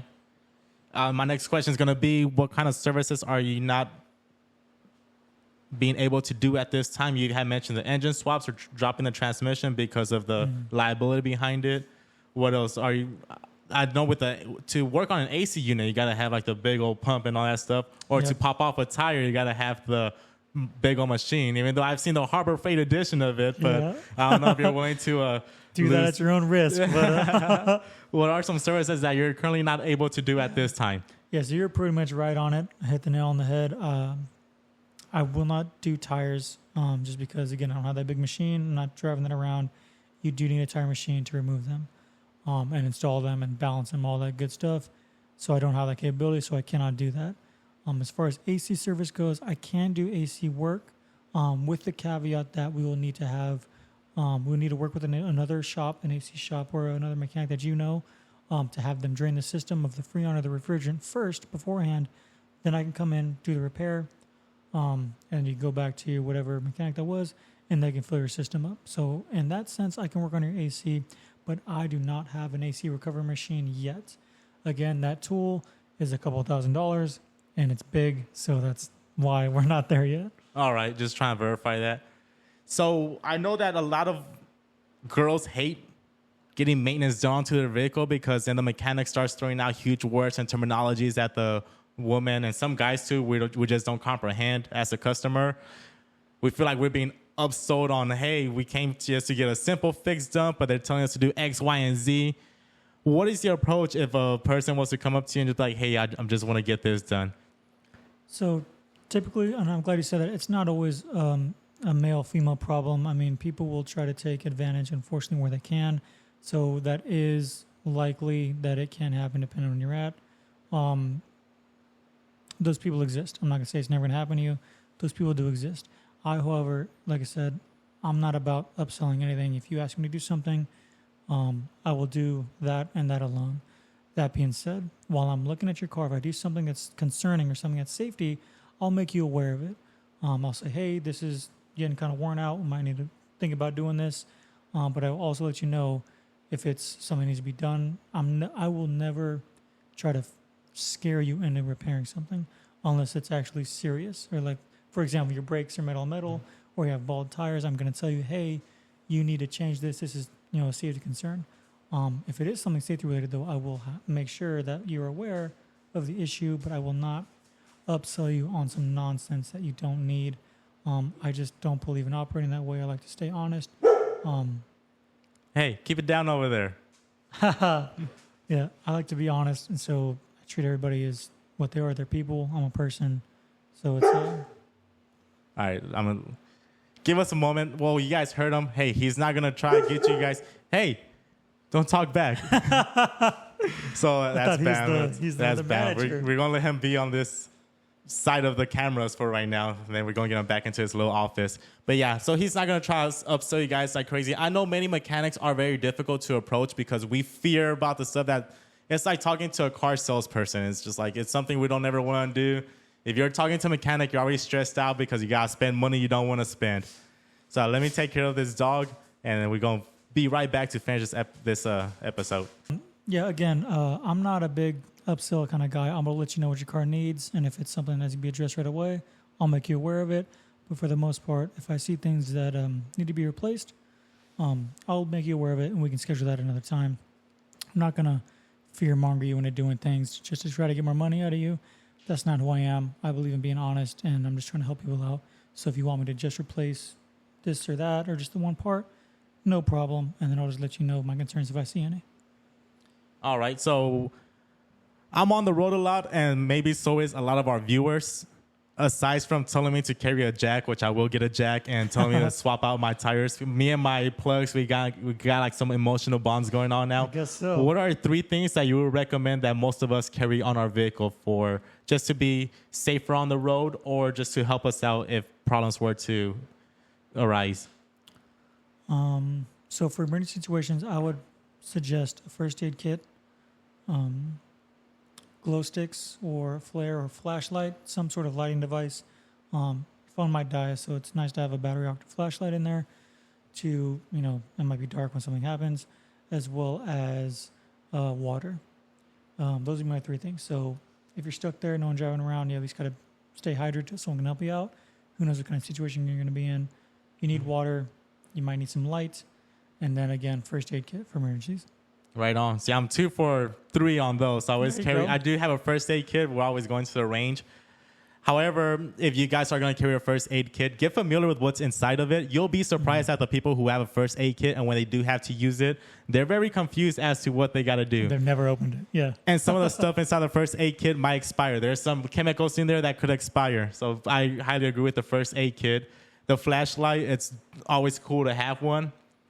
Personally, my top 3 things would be a sweater, because sometimes we're out and about. A blanket. Too late, maybe. and it's pretty cool to have a sweater, a blanket. Another cool thing to have would be a battery jump starter. I think that's really good to carry. I've helped out multiple people with it, with the one that I carry. And it's a big blessing to be able to help out people who they didn't even know that you're in the area. And dude, being called like a guardian angel, like, you're sent from the heavens, it helps me sleep better at night. I bet. Feels good. Feels good to help people out. For that one, what I will add to that too for the viewers would be maybe like an air compressor, or if not, my plugs. Have a backup emergency plug repairs. I guess find Juan's brand plugs. Get the in-depth and further depth plugs for your tires, because they last forever. Yeah. So, and to put in these plugs is very easy. You can watch a YouTube video and fix up the hole temporarily, of course, and not for it's not a permanent fix, but definitely get the plugs with the air compressor, pump up the tire again, and you're back on the road. So if I could add on to that, those would be a few things that I would add. I think I could probably add on a few more things. Oh, I bet. I believe it. So yeah, I will agree with the either if you don't have the air compressor to fill your tire up, a spare tire, obviously, if your car has it, but the jump starter, I think that is very beneficial. A lot of newer cars, you can't really use the old school, just the cable, to jump start a car anymore. There's a lot of sensitive electronics in there that could cause some problems. So if you have a jump box, it's way safer. So if you're going to jump a car, I would suggest using that. That kind of answers my question, because I was told that there have been people who did fry their components in their vehicles trying to jumpstart another vehicle. So that is possible? Yeah, so if you cross some things, you can cause problems. I've actually seen a few cars to where we had to check it out. It was at a shop I was at. Had a bunch of weird codes, a bunch of weird lights on. We had no idea what was going on. Started doing some detective investigating work, trying to dig into okay, what? We have nothing to go off of. Started looking at the car, seeing the engine. Well, it was a little dusty. The car was a little dirty, as if it had been sitting for a while. And then I seen some fresh, I guess, if you want to call them claw marks or scratch marks on the battery posts. So I was like, So that tells me the car was sitting and they jump started the car. So I'm not saying that's a bad thing. It does happen. You let a car sit, battery dies, not a big deal. Jump it, you're fine. But if they hooked it up wrong, or they hooked it up to another car and they jumped it improperly, they didn't do something right, they might have fried something. And that's where we're getting all these weird codes. Coming to find out, yes, we talked to the customer. The car was jump started. Of course, they're not going to admit, I messed something up. No, we one's won't. going to. No. But they said, we did jump it. So I'm like, okay. And I'm not going to accuse anybody saying, you messed it up. That's not that's not what we're going to do. It's more of, okay, well, it could have happened to where something got hooked up improperly. Didn't say it did on purpose, but it does happen. So if you can, use jump box. I think AAA has them too. If you have AAA, that could benefit you. But try to stay away from the cables if you can. Right on. So let's say I just called you to get some work done on my car. What is something that you would like for the customer to do to help your job, maybe to make your job a little bit easier? So, for example, if I'm going to have you be digging inside my engine compartment, you're probably going to be like, just please don't drive 200 miles to me or prior to me doing the work for you, because once again, we're in heat waves nonstop. So it's what is something that you would like for the customers to know that would kind of make your job easier? Not that I'm trying to make his job easier, you guys. By all means, do what you guys got to do. Call them when it's 125 degrees outside. I'll probably show up too. But So what's some things that you would like to let the customers know? Hey, if we're going to be working on stuff. You pretty much hit it. Pretty much hit the nail on the head. If you can. I get it. If you just got home from work, the car's going to be hot. There's nothing much you can do about it. But if you know that we have an appointment at, let's say, 12 o'clock, don't drive your car around all on the freeway, get heated up until 11:59 when I'm about to show up, and now I'm burning myself and everything, especially if I do some engine work. It does make things a little simpler when the car is not scorching hot. But I mean, again, if it happens, if you just got off work, it is what it is.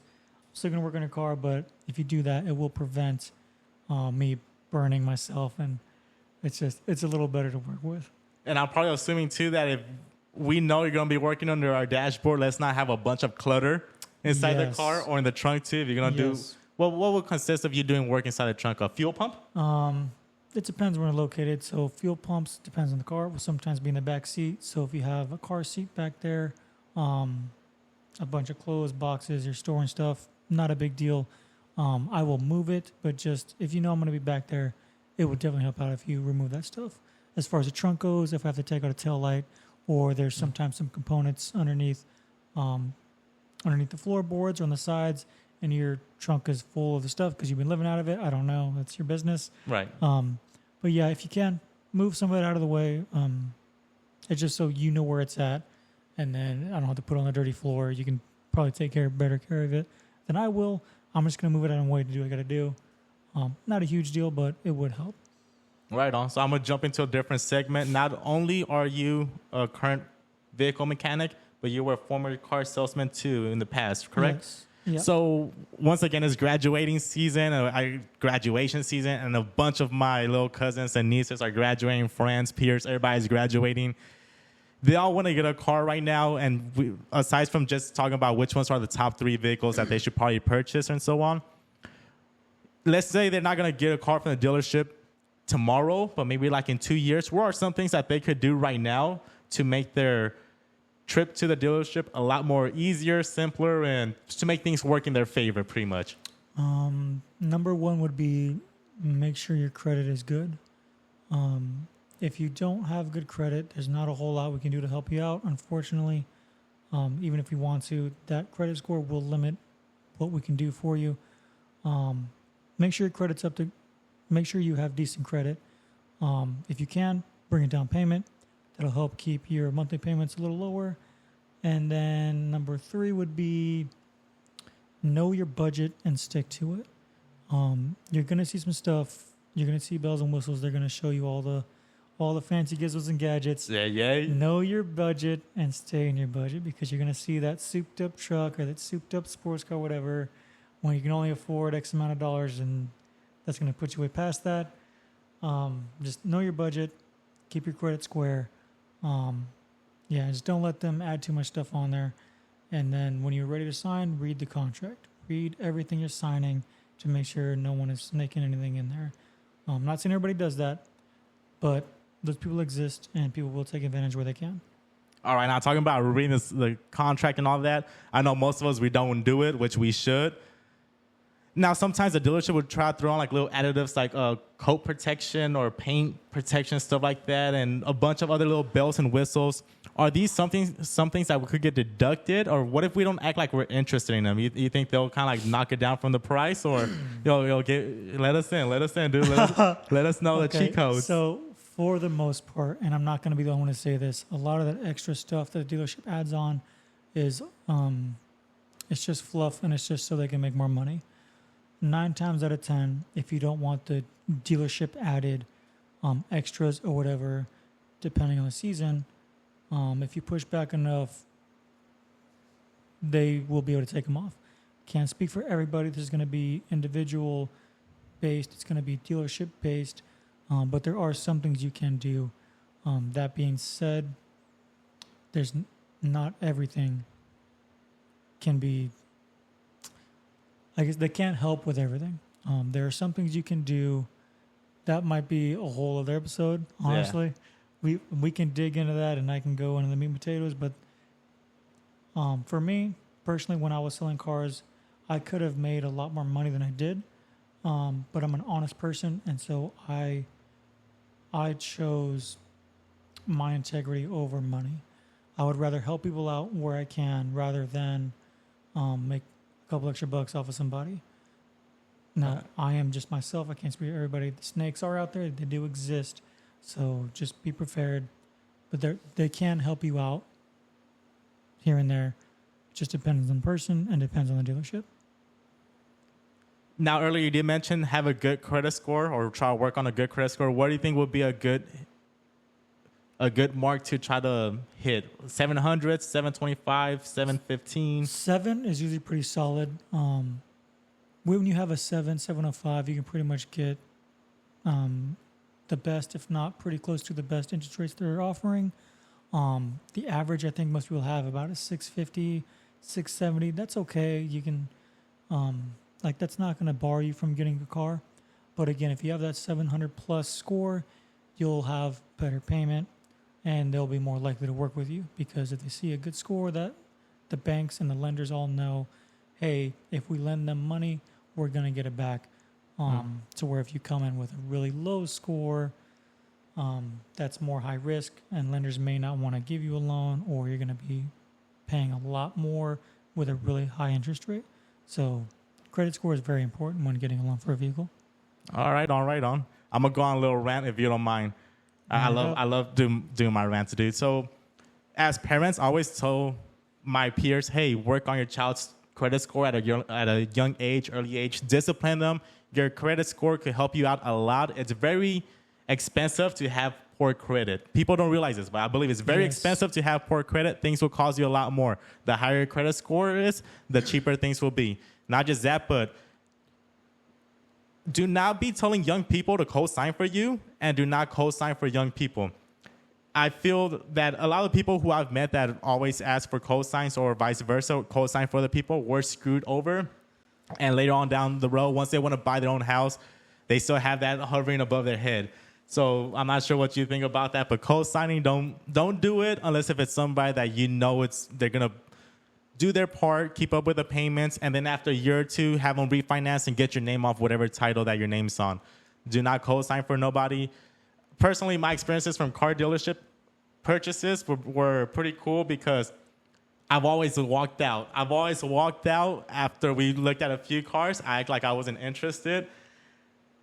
And more than likely, they will call me back before I even made it to my car. You know, somebody else will come out, hey, so what happened? What didn't work out? And then right there, all right, so anytime you're at the car dealership, act like you're not interested in the car. Don't even let them know what you're looking for. So that can help, but sometimes that can be annoying. Again, I can't speak for everybody, but yes, if you see something you don't like, do not be afraid to walk away.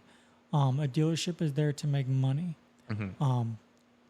That's what the dealership is there. Some people may try to help you, but a dealership's job is to make money. If they can sell you a car by giving you a little bit more of a deal where they take a little bit less, they'd rather have a sale than have no sale. So do not be afraid to walk away. If you see something that's out of budget or not quite what you were hoping for, or within reason, of course, within things that can be controlled, then just walk away. If you can't do it or something's not sitting right, walk away. There's no harm in sleeping on it to verify this is the right decision. Or like you said, maybe there's something that a manager can do that maybe that I wasn't able to, or another salesman was able to do, and they can maybe adjust the price a little bit more to, now you have a new car. Right on. So I think right now we just had all the car salesmen unsubscribe from the podcast, but that's okay. That's okay. But that's pretty much been. Oh, there's more, but there's a whole lot more. But. Yeah, no, there's been. I've always walked away from my first. Every time I went to a dealership, whatever I was looking for, if I did find it, I never told them what I was looking for, and if it was there, I acted like I wasn't into it, color, mileage, or whatever. So now they're trying to sell me on something that I do want. And I personally feel like you can always knock down. Don't ever pay sticker price. I personally feel like you can always probably knock down like $3,000, $4,000 off of it. If your credit score is up to par. It depends. Your credit score will give you a lot of power too. Depends. And that being said, it's always going to. It may depend on timing as well. So during COVID, when no one was buying cars, you can get discounts galore. And then like during COVID or like pre-COVID, everybody was working again. Interest rates went up. There was no supply. Demand was high. Didn't have any inventory. So everybody was paying like $5,000, $6,000, $10,000 over sticker, and people were paying it. I don't suggest that. I would say just wait. But again, sometimes you don't always have that option. So like I said, timing is going to be not paramount, but it can help or hurt you. Right on, right on. Well, thanks for those tips and advice. Now we're going to jump into the next section of the podcast, and it's like my favorite part of it, my favorite segment, and it's going to be pretty much to get to know the guest. And so this is pretty much where we get like a little bit more personal with him, and just like I love to dig into people's minds and just to see what influenced them, what got them to where they're at, and stuff like that. This one's not that deep of a question, but like, what was the most expensive car that you've got to drive, and what vehicle has left you starstruck?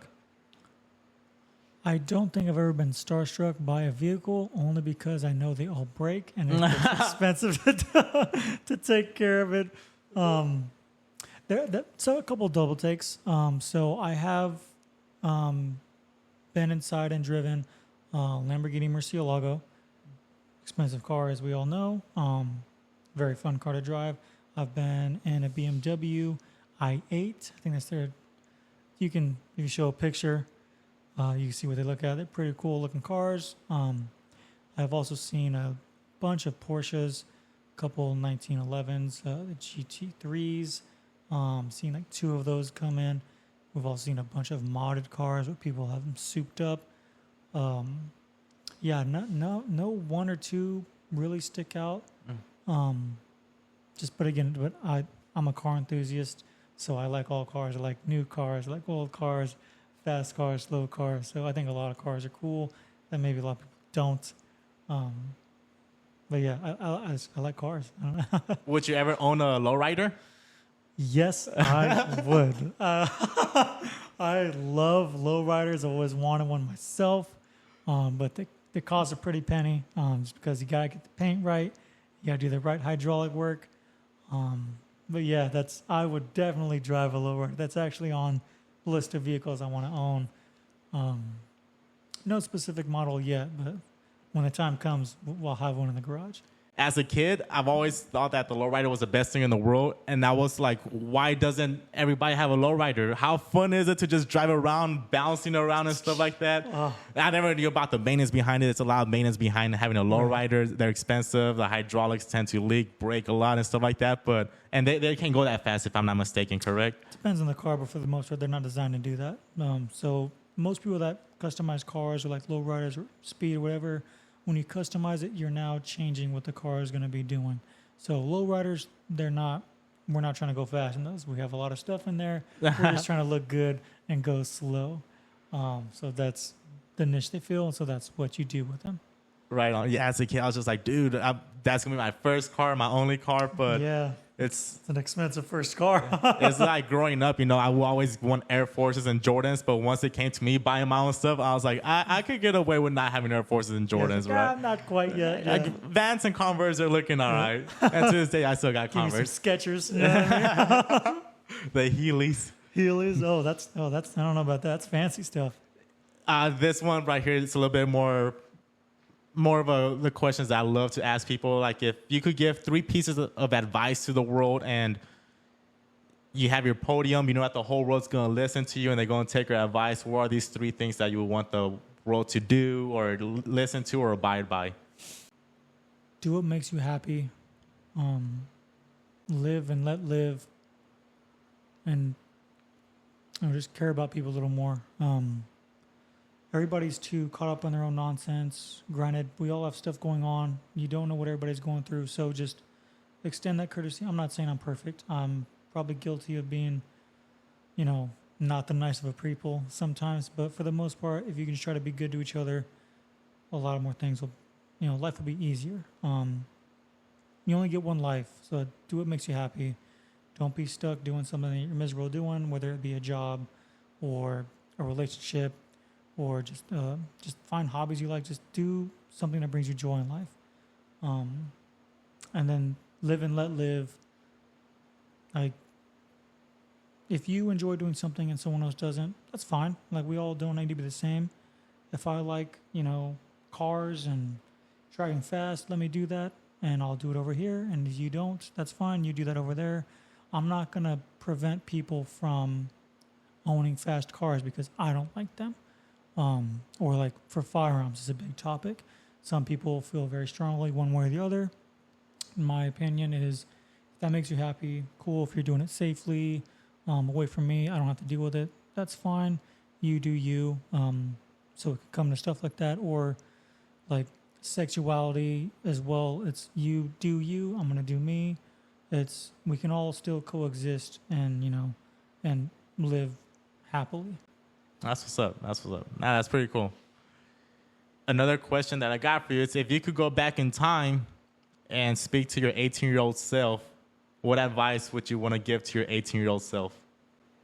I think I would tell myself to be more confident and to try more things. When I was 18, or maybe a little younger than that too, didn't have a lot of self-worth, just to be honest. Didn't really think too highly of myself. So because of that, I didn't try much. I didn't do much. I didn't try any new things. I didn't talk to a lot of people. I kind of secluded, stayed to myself unless someone else reached out first. But yeah, I limited myself to a lot of experiences because of my own internal thought process I had towards myself. So I would tell my 18-year-old self, just try the things. Don't be scared. You're worth it. Yeah, just, anywho. I think that's something a lot of us could kind of like hit when it comes to reflecting back on how we were as kids. Now, so we have a lot of issues going on in the world or in the city and everywhere else and so on. In my tires alone, there's a lot of issues going on there. What are some issues that you think that we could just address more, or just give more attention to, and just maybe address a little bit? What are some issues you think we should be able to start getting together to discuss them and maybe bring awareness to? There's probably too many to list, and that could probably get very political real quick. That might be another episode. But if I were to say something about that, it would be to be less reliant on government. In my opinion, people have forgotten what the government is supposed to be doing. They're supposed to be working for us, not the other way around. Most people think change can only come if the government says change can come, and that is not the case. If you want change to happen, if you want things to be better, then the best thing you can do is look to your left and look to your right, to your neighbor, and help them out. I know you do a lot of work yourself. I know you've given back to your community. You do a lot of outreach. I know you can probably dive into the exact descriptions, but it's like, if you want to help somebody, you want to make a change, then you be the change. Don't expect other people to do it for you, especially the government, because it won't be as efficient, and they're going to pay you or charge you a lot of money to do anything about it. Mr. Gandhi has said it the best, be the change in the world that you wish to see. And to me, it's always been, we see a lot of issues and we're always complaining about it. Us as Americans, we're always like, somebody else should do, or somebody else should fix it. Somebody else should do something about it. But it's like, what if we step up and be that person? So if you have the means to do some good, then do some good. That's just my take on it. There's one more thing that I do want to do in my life that I feel like it could bring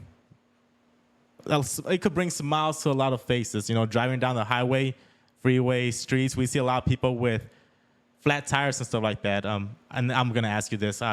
The question is pretty much going to be, how many different configurations of spare tires are there? Because my goal is to pretty much just buy maybe like 5 or 6 different spare tires and just keep them in the back of the truck, maybe with the jack that I should be having in my truck too. So I'm going to buy one too. So one of my goals is going to be to have spare tires in the vehicle. So if somebody does have a flat, I already got the plugs handy, of course. If that could fix a problem, cool. But if not, how many different configurations of spare tires are there that I could probably get a hold of? Or if you're ever doing some work and you see people are getting rid of tires with the rim or wheel, just let me know, please. And that's something I'm trying to push. I think it would be even cool if I could buy, even better if I could get me a trailer with like a little winch so it could just push or pull the car up to the tires and just I mean, how many different spare tire configurations are there? I'm not sure if it's just like I know the lug nut size and how many lug nuts there are. There's a lot. Yeah, so there's a lot. And that's what discourages me too. But I figure maybe if I could just go with the typical Honda tire, the Chevrolet truck tire, Priuses are big out there on the road, Teslas too. So I'm like, I think I have an idea as to just get the general, but So what you could do, because I do not want, this is actually a really good idea. I do not want to discourage you at all from doing this. I'd say do it, find a way to make it happen. And it would benefit a lot of people. What you would have to try to do is find some of these more universal spare tire hub configurations to where they have multiple bolt patterns, not just a single bolt pattern. And you can probably have a couple of those to just get people on their way to get them where they're going. It's not going to last forever, and the car may be a little low on that side or a little high on that side. Right. But that is something you would definitely offer, only because like tire width and tire height and size of the rim, that number is just it's almost infinite. There's a lot of different ways to mount a tire, so that's going to be hard to do. If you can do it, I would love to see it. But I couldn't really give you a, hey, carry this size and this configuration kind of thing. There's no way for me to help you out in that aspect, so I apologize. So I would look for more universal stuff. There are some cars that have, I don't know if you've seen it, just looks like a big orange block. It's really heavy, and they have a couple of different bolt patterns on there that people use. If you just have a bunch of those, that could, get people going at least. So that could be beneficial.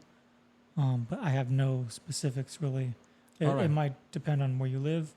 And you kind of see what's driving, what's popular around where you're living, and then just stock those. Right on. Well, that helps out because I didn't even know that the word universal spare tire was a thing. So I think that's a good start. And I'm pretty sure I'll jump on there and probably, it'll definitely lead me to more extent answers. But I appreciate that dig advice. into that. There's definitely something there. Like that definitely could help a lot of people. I don't have all the information, but it's definitely something looking into. Another question that I like to dig into when it comes to the people who I'm speaking with is, if you could do anything in life and you knew that failure was not going to be the outcome, what would you want to do in life? I'm doing it. Yeah. So, well, to be real, so I would be doing this because I can help people. But the second option would be is to be a voice actor. So if I knew failure was an option, I knew I can get into it easily and just do that, I would definitely want to do that. So as a kid, when you're growing up, you have these characters like Bugs Bunny, Daffy Duck. You have your Pikachus and Ash Ketchum from Pokemon, or Scooby-Doo and their whole gang. You have SpongeBob SquarePants and all of them. And for me, it would be really cool, and it'd bring me so much joy, because I know how I felt when I was a kid watching the cartoons, is for me to be that person for that child, to be the voice of their favorite character from some show. And again, that kind of ties back into me giving back and helping people out.